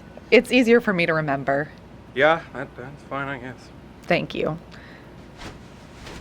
All right, Chris, how long have you lived in the Visser building? A couple months, maybe a year. Can you tell me a little bit about why you moved here? Yeah. So, I was dancing at Sound Factory Bar, Louis Vega was DJing, so it was really intense and partying with the usual crew, and then this dude comes up to me, and he's like 6'4", looks like a Viking, dancing like a maniac. It's Frank, but I don't know him yet. Anyway, Frank gives me this tablet or something, I take it, and I go, out of my mind. It's just like the whole world is telling me a story, and this story is awesome, and it's great. Your whole body's feeling it. You're tuned in. It's listening. So I grabbed Greg, Tony, Jeanette, and I think Jill was in the bathroom with some dude, but she comes eventually. I grabbed them and we're like, we totally need more of this stuff, and my friends need to try it. And he says he doesn't have a lot more, but we kind of hit it off, and in the end, we all get to try it. Then we spent 3 days just deeply spiritual, just with Frank, and it's, once we're coming down, we're hanging out at Frank's apartment, and we're all there, and we're at Visitor, because for some reason it felt right, and we just want more of whatever Frank's been giving us. Sorry, what's the name of the drug? Doesn't really have a name, you know. I mean, it feels weird to put into words. We just call it. We all know what we're talking about. But yeah, Frank tells us he's all out and that we should get some more. And he tells us that he doesn't buy it, he makes it. So at this point, we'd all hit it off. We felt like the Jesus buddies, like his friends who got to see superpowers. The disciples? Yeah, the disciples. So we all at the same time said, let's help you make this. And Frank was like, I was just about to say that. So we did. And it turns out Frank is this alchemist. And he's been trying to craft this drug in his apartment after he got this big... Epiphany? Yeah, epiphany. Anyway, he's been perfecting the formula, lots of different super secret compounds, and the super intense process, so much work. So he was glad for the help. Yeah, and we all started crashing, and I've been living at the Vista ever since. Could you characterize your time here? What's it been like? Okay, so until 3 weeks ago, it had been great. We were dedicated, you know, just perfecting this drug, getting really, really high. I haven't had anything else like it since I got here, which for me is super different, but it feels good because this stuff was just so much more profound than anything else. You felt connected to the narrative of the world and just... Are you all right? Yeah, I'll be fine. I just got to last the next few weeks. It's not like I'm addicted or anything. It's just, imagine if you were a blind person and someone restored your sight for a few months and then just took it away. I'm just not looking forward to it. I'm sorry, Chris. It's okay. Just, things were really great. There's stupid drama, mostly because Jillian falls in love with everyone. But yeah, overall, we were just super dedicated. Listening to music, experimenting, getting high, it was really fun and spiritual. And then what happened? Jeanette's parents, who kind of had been supporting all of us, cut her off. But Frank wanted to keep going. Like, we had just made enough for us and some of our friends. It was just about perfecting the ratios and unlocking its true potential. But Frank was talking about expanding, maybe bringing in some customers, just a little, you know, nothing major, like boutique. We'd been reaching out to some interested people, and then... Take your time. And then Samuel shows up with his little asswipe, Jacob, and then says that our shared story is grand enough to include tangents and footnotes. God, I had no idea what he was saying. He kept bringing up this epic of Biglamesh or something. Gilgamesh? Yeah, super pretentious. Like, dude probably jerks off to himself in a mirror. Yeah, we'd been hearing stuff about Samuel's group, but we didn't really take it too seriously. So Frank tells Samuel to fuck off, and Samuel smiles and says this building isn't meant to be scavenged. Do you know what Samuel meant by that? Alright, so this is difficult to explain to someone who hasn't tried it. But the drug, some of it's made from this paint we find in the building. It's this old paint from the 50s, and it's got some of its own properties. It isn't used anymore, but we're around 90% sure it's safe, and you don't seem surprised. No, I'm not surprised. Alright, well, we go ahead with our plan, because fuck that prick, and everything's going good. We line up a few clients, and then, just as Frank gets ready to start distribution, you know what happened. I'd like to hear it in your words. He jumped off the building, okay? And I know, whatever, we hid all this stuff before the police showed up, and they chalked up to another drug and doing something stupid, because cops are assholes. But the way his limbs fell, it was pointed at us, at our rooms. There's no way that's just an accident. And everyone knows it, Jill, Tony, everybody. But they won't say anything, they're just making plans to move, and the rest of the building knows it too. Nobody will do shit.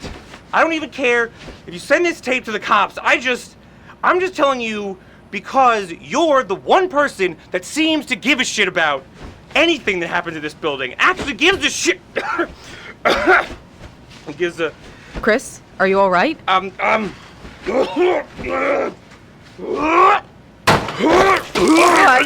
call a doctor. Stay there.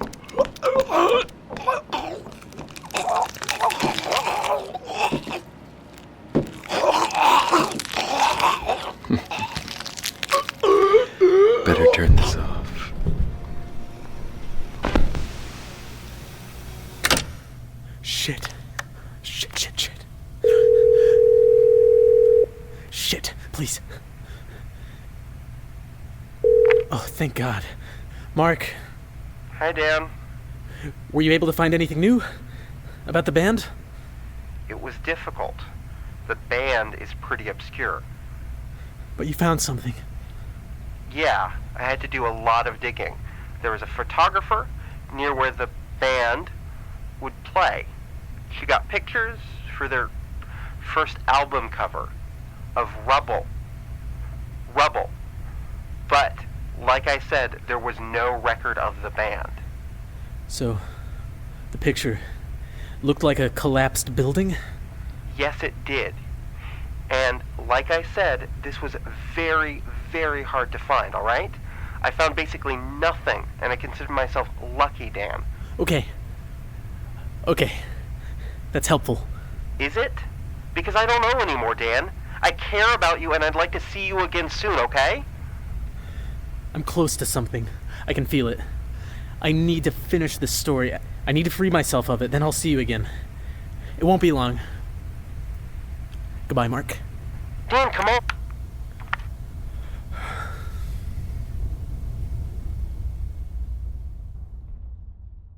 I should have done something, but I didn't. I don't know what else to say. We are getting close to the end, and I still haven't heard anything from Dan. But there's still time. There has to be time. Please let your friends know about this, get the word out, leave a review on iTunes, and if you can, donate to our Patreon page. It really helps us keep the show running. I think people are trying to take it down, and your donations keep it up. If you know anything about what's happened to Dan, well, you know what to do. Thanks.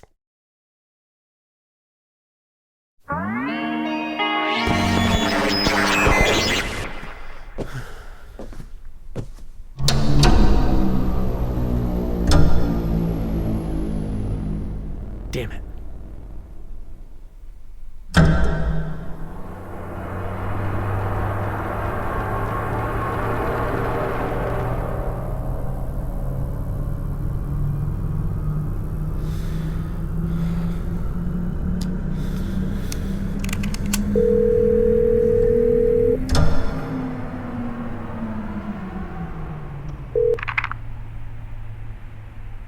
Dan? Hey, Dan, what's up? Are you alright? I'll be okay. Dan, why'd you call me? I think I'm getting close to the end, Tanya. What are you talking about? It's not good. It's not bad. It's just what's happening. Wait, I'm sorry, do you think you're breaking up with me? We haven't been dating for weeks. You don't get to act like that and still be in a relationship with me. No, I'm almost done with the story. Almost finished. I can feel it. What are you talking about? The story, the work I'm doing here. I can't get into specifics, you know that, but I'm close. And then I can leave. Alright, and isn't that a good thing? Yeah, I think it is. But stories change you, right? I'm still in the story's world. I don't know who I'll be once I get out of it. I'd like to see you again afterwards, maybe, if that's okay with you. I really don't think that's a good idea. No, you're right. I might go off the grid for a bit after this. Finally write the novel I've been talking about. I've got some ideas for it, some really good ideas. I'll send you a copy once I'm done. Okay. Why did you date me? Dan, It's important. What did you see in me? What were the qualities that attracted you to me? I guess I liked how dedicated you always are. How you can care deeply about something without worrying what everybody else is thinking. You're kind to the people that matter to you, and I felt safe when I was next to you. You know when to be silent. Thank you. I remember the person you're talking about. He was a good guy. Dan, are you okay? Mark's worried about you, and he doesn't usually talk to me. I'm fine. A little bit scared, a little bit excited, but... Goodbye, Tanya. Goodbye, Dan. All right, ready. Just a few more tapes to listen to. You ready? I hear ya. You know you're coming with me, right? When I leave? It's gonna... Shit. Again? Damn it.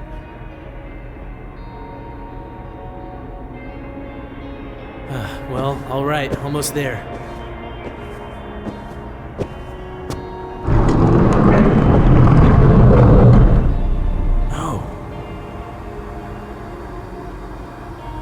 Do you see it, Reddy? I see it too.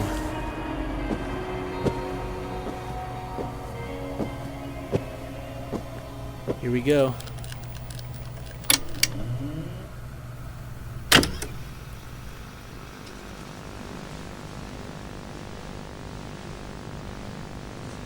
Were you intending on saying that lovely little intro of yours? It sets the scene quite nicely. Oh, no need to be nervous on my account. This should be enlightening for both of us. Melody Pendris, September 9th, 1005, floor 16. Now, where the hell is Jesse? And how did you kill Chris?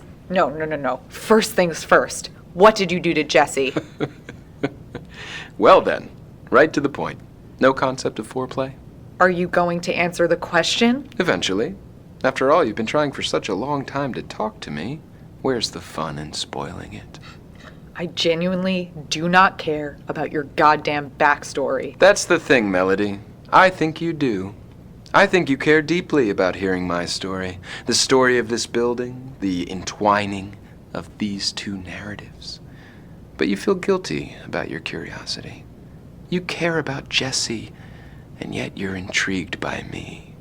You're not actually going to respond to my questions, are you? I'll answer the questions I want to answer on my own timescale, in my own fashion. I enjoy telling stories, and interviews aren't truly conducive to that. Fine. What do you think of me, Melody? Who do you think I am? I think you're a kid playing with fireworks. A good guess. Incorrect. How did you arrange this interview? What steps did you have to take? You already know. Of course, but for the tape, it's best to have a record. Ugh, I've been wanting to interview you since the beginning. You are someone in your cult. Historical society is the term I prefer. Cult? I heard noises in some of the apartments, but when I knocked on the doors, no one was there. Almost as if they had vanished from your perception. Almost. And when I talked to Jacob, he said some shit about it not being time yet. You have to admit that he was correct on that count. So I decided to ask Jesse to find out who you were. And he did. No. We're not there yet. Patience. If I have to remind you again, I might just have to leave this room. And we wouldn't want that. But after Jesse seemed to be forgotten, you redoubled your efforts to find me. Even tried to get the police involved, which burned some bridges for you, I'm sure. You weren't anywhere. I looked so hard. No, the building simply caused you to avoid me. Corners and hallways are similar, and they can bleed into each other. Months.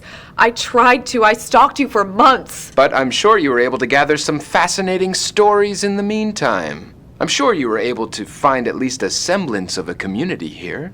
People you began to care about. I'm not one to go in for cheap psychoanalysis, but I'm sure it was particularly appealing, given your particular history. Your particular childhood. There are a surprising number of decent people in this horror story. Yes, and you're not one of them. I never said I was. And then you just showed up, said hello like a human being. We felt as if you were almost done experiencing the story, that you should come to the climax, or near it anyway. What do you mean by we? That question isn't relevant at the moment. Now, how much do you know about the company that owns this building? I tried to look into that, but... You were stymied. Holding company after holding company, circular and secretive. I got as far back as some Dutch corporation. Then the trail got cold. It all goes back to the Dutch. What are you even talking about? Who are they? They are people that think they can make deals. Very old, very wealthy. They are as beyond conventional morality as any human beings are capable of. And I'm just supposed to take your word on this. That's the idea, Melody. I am not the grand villain in this story. I'm sorry to disappoint. I'm just a very curious person. Visser was an experiment. They thought it would satiate something, and once that something was fed, it would show them favor. They were right, in a sense. The same way we were once right about the Earth's position in the universe. The story was told, and it appreciated being told. But the story was not beholden to them. Do you understand? No. A part of you is beginning to, I think. You at least understand that Visser is not this building. Maybe. When someone wears the skin of someone else, they don't automatically become them. They just look like them. Totem animals and Cherokee mythology aside, wearing does not necessarily equal becoming, at least not fully. And the entity was no longer satisfied wearing this skin. The entity? What entity? Who? Are you sure you want me to do that? Yes!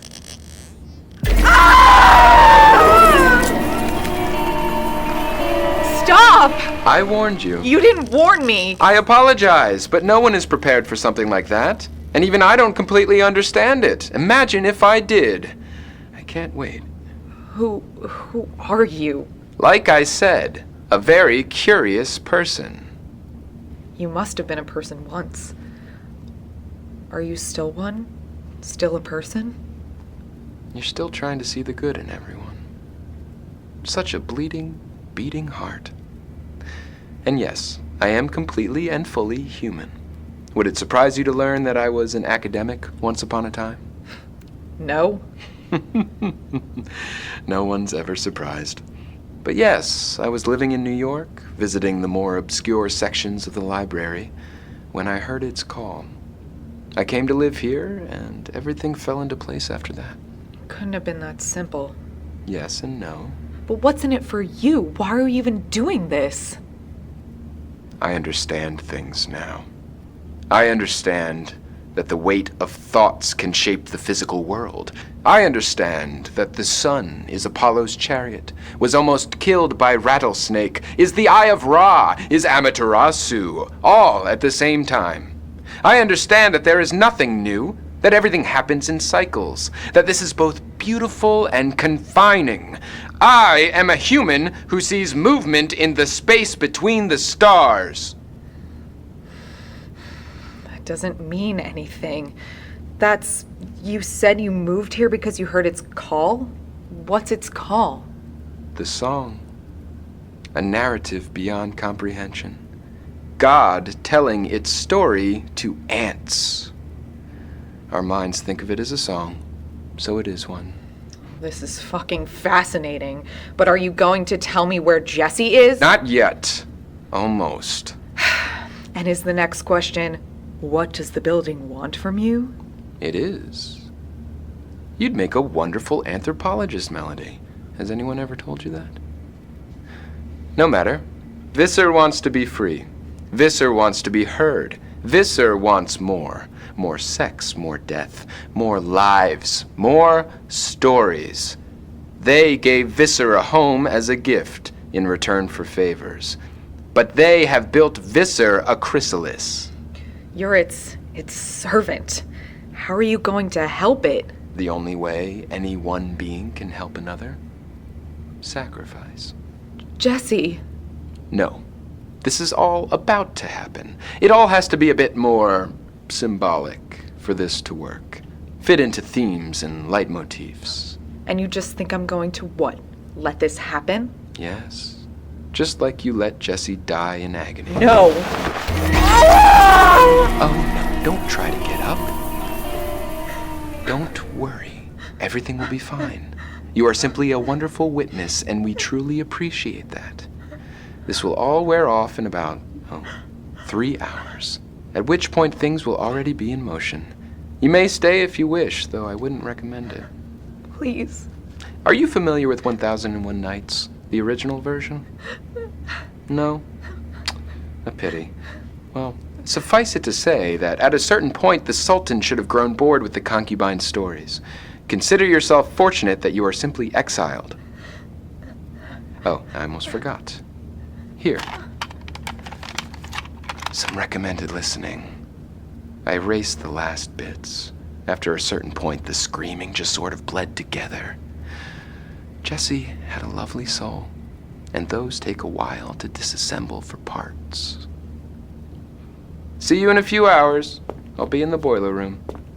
And once again, should probably shut this off.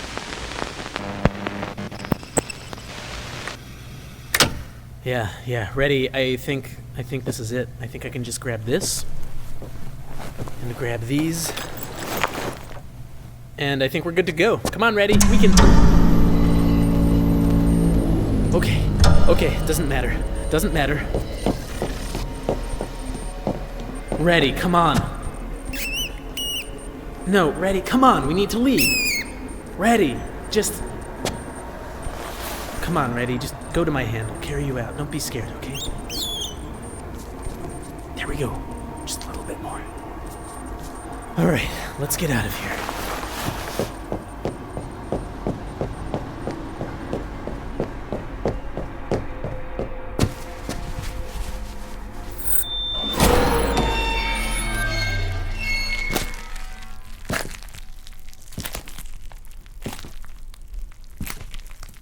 Oh, God. Hello, Daniel. It's a pleasure to finally meet you. My name is Samuel. I'm sorry to stop there, but there's still one more to go. I still don't know where Dan is, but I've been getting some unsettling emails, and people are still trying to take this podcast down.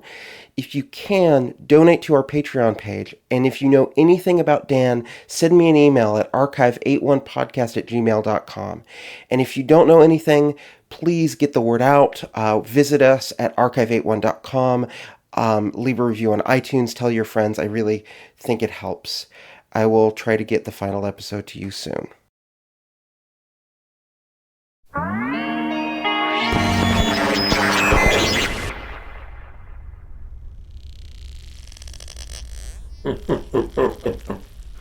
Hello, Daniel. It's a pleasure to finally meet you. My name is Samuel. No, you can't be here. You're on the tapes. You can't come here. It's all right, Daniel. But this really shouldn't come as a surprise to you. What did you think would happen? Do you think you were somehow protected, removed? That this story wouldn't affect you? Daniel, look at me. Look at me! Are you looking? Yes. Everyone participates.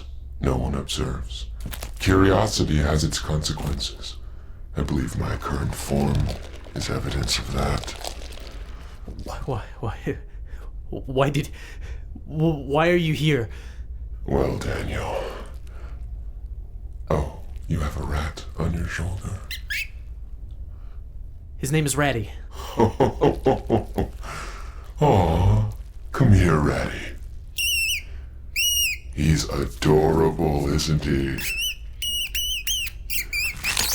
No! Delicious as well. Ratty! Sit down. There. It's all right. I apologize for consuming him. Really, I do. Why?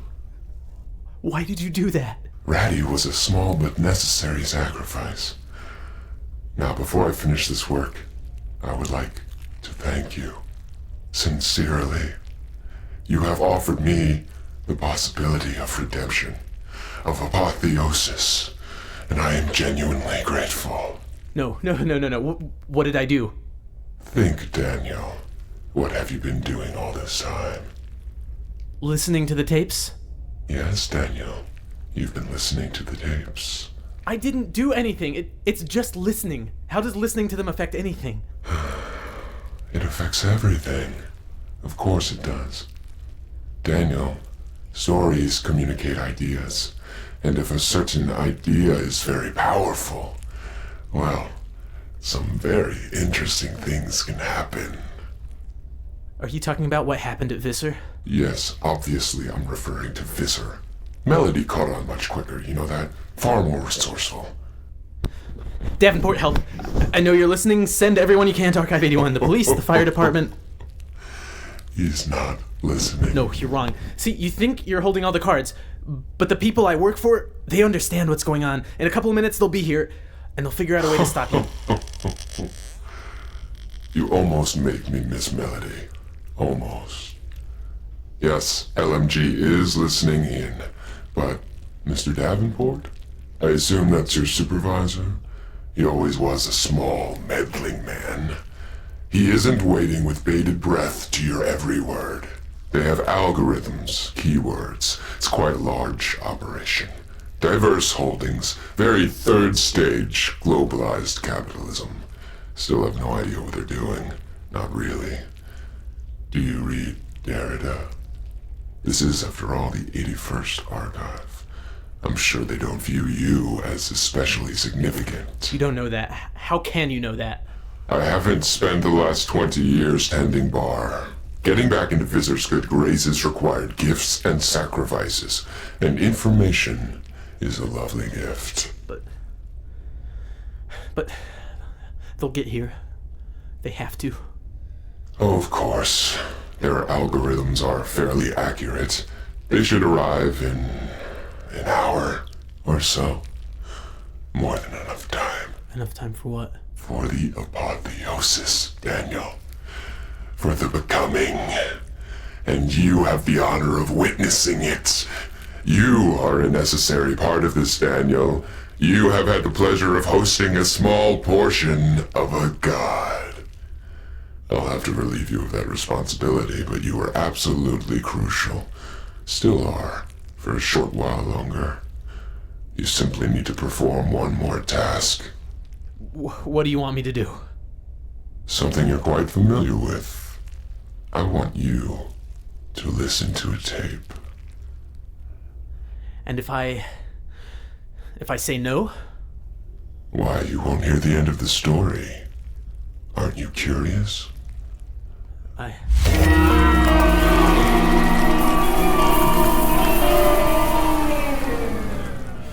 You didn't let me finish. Yes, I'm curious. Play it. Just keep the recorder on. Now, where were we? Follow.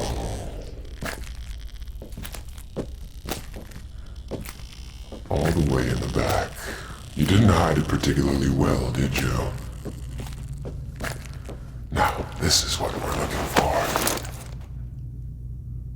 You're not going to be able to play it. I tried to fix it. Oh, Daniel. Such a limited mind.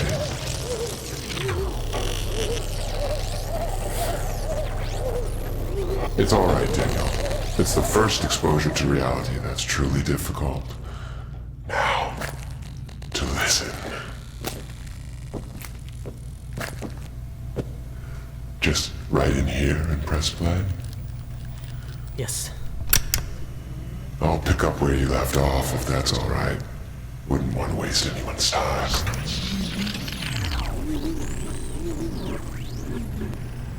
Okay, we're almost here. It's so hot I can barely think. Melody, so nice of you to join us. And thanks for narrating what you're doing. It's very helpful. What are you doing to her? Say hello, Iris. Oh, not very polite of me. I'll let her introduce herself. Get out of here. The recorder, it's... Oh, God! Now, I'll just have to put that gag back if you're so intent on spoiling everything. Drop the pepper spray. Melody, I was expecting you to bring a gun or other implement of destruction. Good on you, sticking to your convictions. Principle of ahimsa and all that. What are you doing? Well, if it wasn't obvious, now that you're here to witness it, I'm going to sacrificially kill Iris Voss, and by doing so breathe life into an unimaginable story. It's fairly simple. Keep up. Why her? Why Iris Voss? She owns the building. At least her company does. Are you familiar with this whole sordid history? It's actually quite important for you to hear it. No? Well, why don't I let Iris tell it? Iris, you promised to be helpful? Stop recording. Your poor face. I know it won't matter in a bit, but still. Now, in your own words, please. Our company, our family reconstructed the building. It's a bargain to a power. We expended resources to please it. Why? If you're given access to a new resource before your competition, it is in your best interest to exploit it to the furthest possible extent. Wealth, power, it's all very boring. Not like you or I, Melody. We're driven by something far more interesting. Curiosity. Curiosity. It's what led you to assemble such a collection of stories, all on these lovely little tapes. You stole them? Makes the apotheosis so much easier. And you didn't notice they were gone from your office. No matter. Before I get to that, do you have any questions, Melody? Any loose ends that you feel need to be tied up with this story? Jesse. Why Jesse? Why did you need him? I'd love to assuage your guilt, but unfortunately, he died because of you, Melody. He was a wonderful way for you to get invested in this building. Not that his soul wasn't helpful in certain bendings of reality. It was. But yes, you were the reason he died. What the hell do you get out of all of this? I become one with a concept beyond our understanding. What's more interesting than that? All done. Spectacular. Melody, I think it's time you understood the importance of the stories you've been recording, the tapes you've been making. Melody, when a concept needs to be actualized, its story has to be told. The idea has to be processed. Did you think that by letting these people share their story, you were, in a sense, bringing out Visser? Did you think that you were helping these people? Did that reality of what you were doing even cross your mind? Obviously. What? Victor, now! Come down now! I got you! Who the hell is Victor? It's working! Is my voice actually being recorded? What is happening? We've got to get out of here!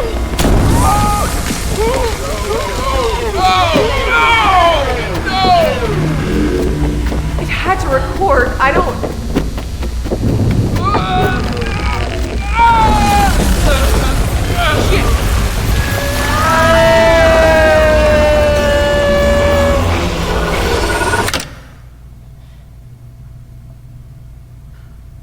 At least now the story will have a happy ending. Thanks to you, Daniel. What do you mean by a happy ending? What are you going to do? Something that should have happened 20 years ago. A god will be born into a new world. For a moment the stars will dim and I will understand concepts no mortal has ever conceived of. I can feel it beginning. Are you going to sacrifice me? No, you are no longer necessary. The sacrifices all took place 20 years ago. All this was merely hitting play on a pause tape. This was all my fault. Oh, Daniel, you were a witness. Yes, you should blame yourself, but also blame those who hired you. Those ants who play near a magnifying glass. Oh, they should be here soon. It's almost done. Part of me wonders what other new ideas are waiting to be born in all those other archives. An idle thought. Daniel, are you still recording? Yes. Good. It's always better to record. I'd be interested to see what you do with it, if you're able to escape. What are you waiting for? I don't expect your bosses will treat you kindly if they catch you. Shit. Good luck, Daniel. Thank you.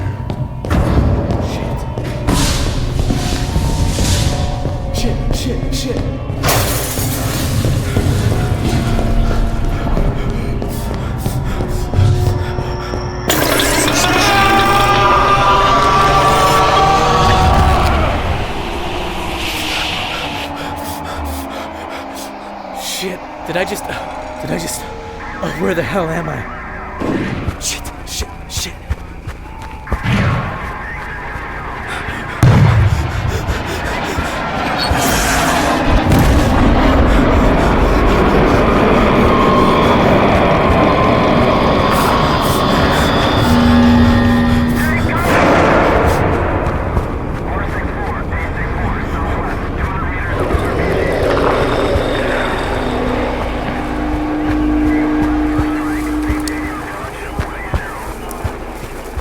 Okay, I've got a signal. Mark, I'm gonna send this to you. I'm gonna send you everything I recorded. They're gonna be after me. I think I teleported, maybe?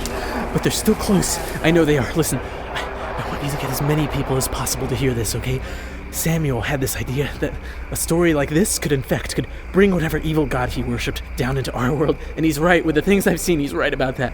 But it's already unleashed. Shit. Okay, I've got to do this fast. Melody could survive. Melody was able to defeat this, at least for a little while. If it spread out, maybe its power could be lessened. Maybe if I had shared this with people. Mark, I trust you with this, okay? Say goodbye to everyone. They're gonna be looking for me, so I'll lay low, but I've got to find Melody. I have to make this right. Okay, I'm ending this.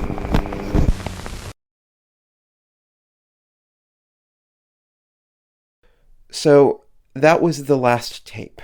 That was the end, but I really hope that wasn't the end of Dan's story. I still haven't heard anything about Dan, but I think I'm being followed or something. I don't know. Maybe I'm getting all weird like Dan. Whatever happens, you guys have been really supportive. Thank you all for the kind things that you've said. You've kept me normal. Keep subscribed to this podcast feed. However this goes down, I'll let you know, all right? If you can, and this would be really helpful, donate to our Patreon page. It'll help keep this feed up. There's a website, archive81.com, and we're on Twitter at archive81. We've got a Facebook page. We've got a Reddit page. We've got a Tumblr page. Whatever happens, I will keep you updated. And as always, if you know anything about what's happened to Dan, email me at archive81podcast@gmail.com. Okay. Thanks for everything.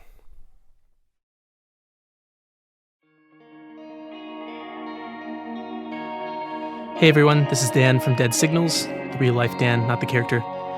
We're done with the first season of Archive 81, and Mark and I just want to say thank you all so much for listening.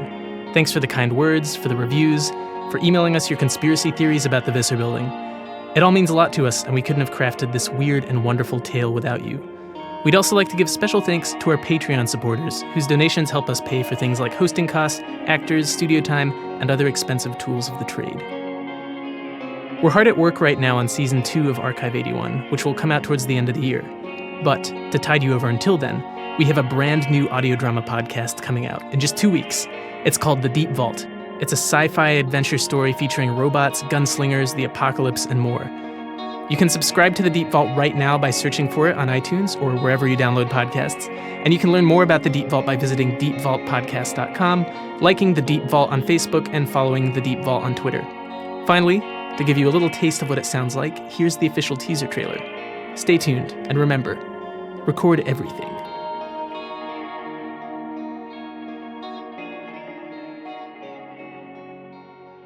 We're pretty close to it, right? Pretty close to the mine? Yeah, I think so. Think so? We're close. Okay, because a lot is riding on the relative safety of this base. Everything is one long tunnel. There are no corners. You will walk its length, deeper and deeper, into ruin. This message will repeat. Citizens are urged to move to a designated relocation center. Imagine you were trapped in darkness. You can't feel. You can't see. Would you begin to go mad? There's something there, right? There has to be? Wait. You all have no idea what's down there. Stories from when we were kids. Some sort of bunker. When everything turned upside down, we decided to come back here. It's coming out of the wall. We need to get out of here.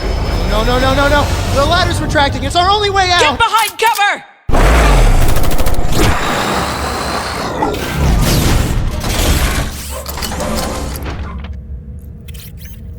Hello. You've come at a very difficult time.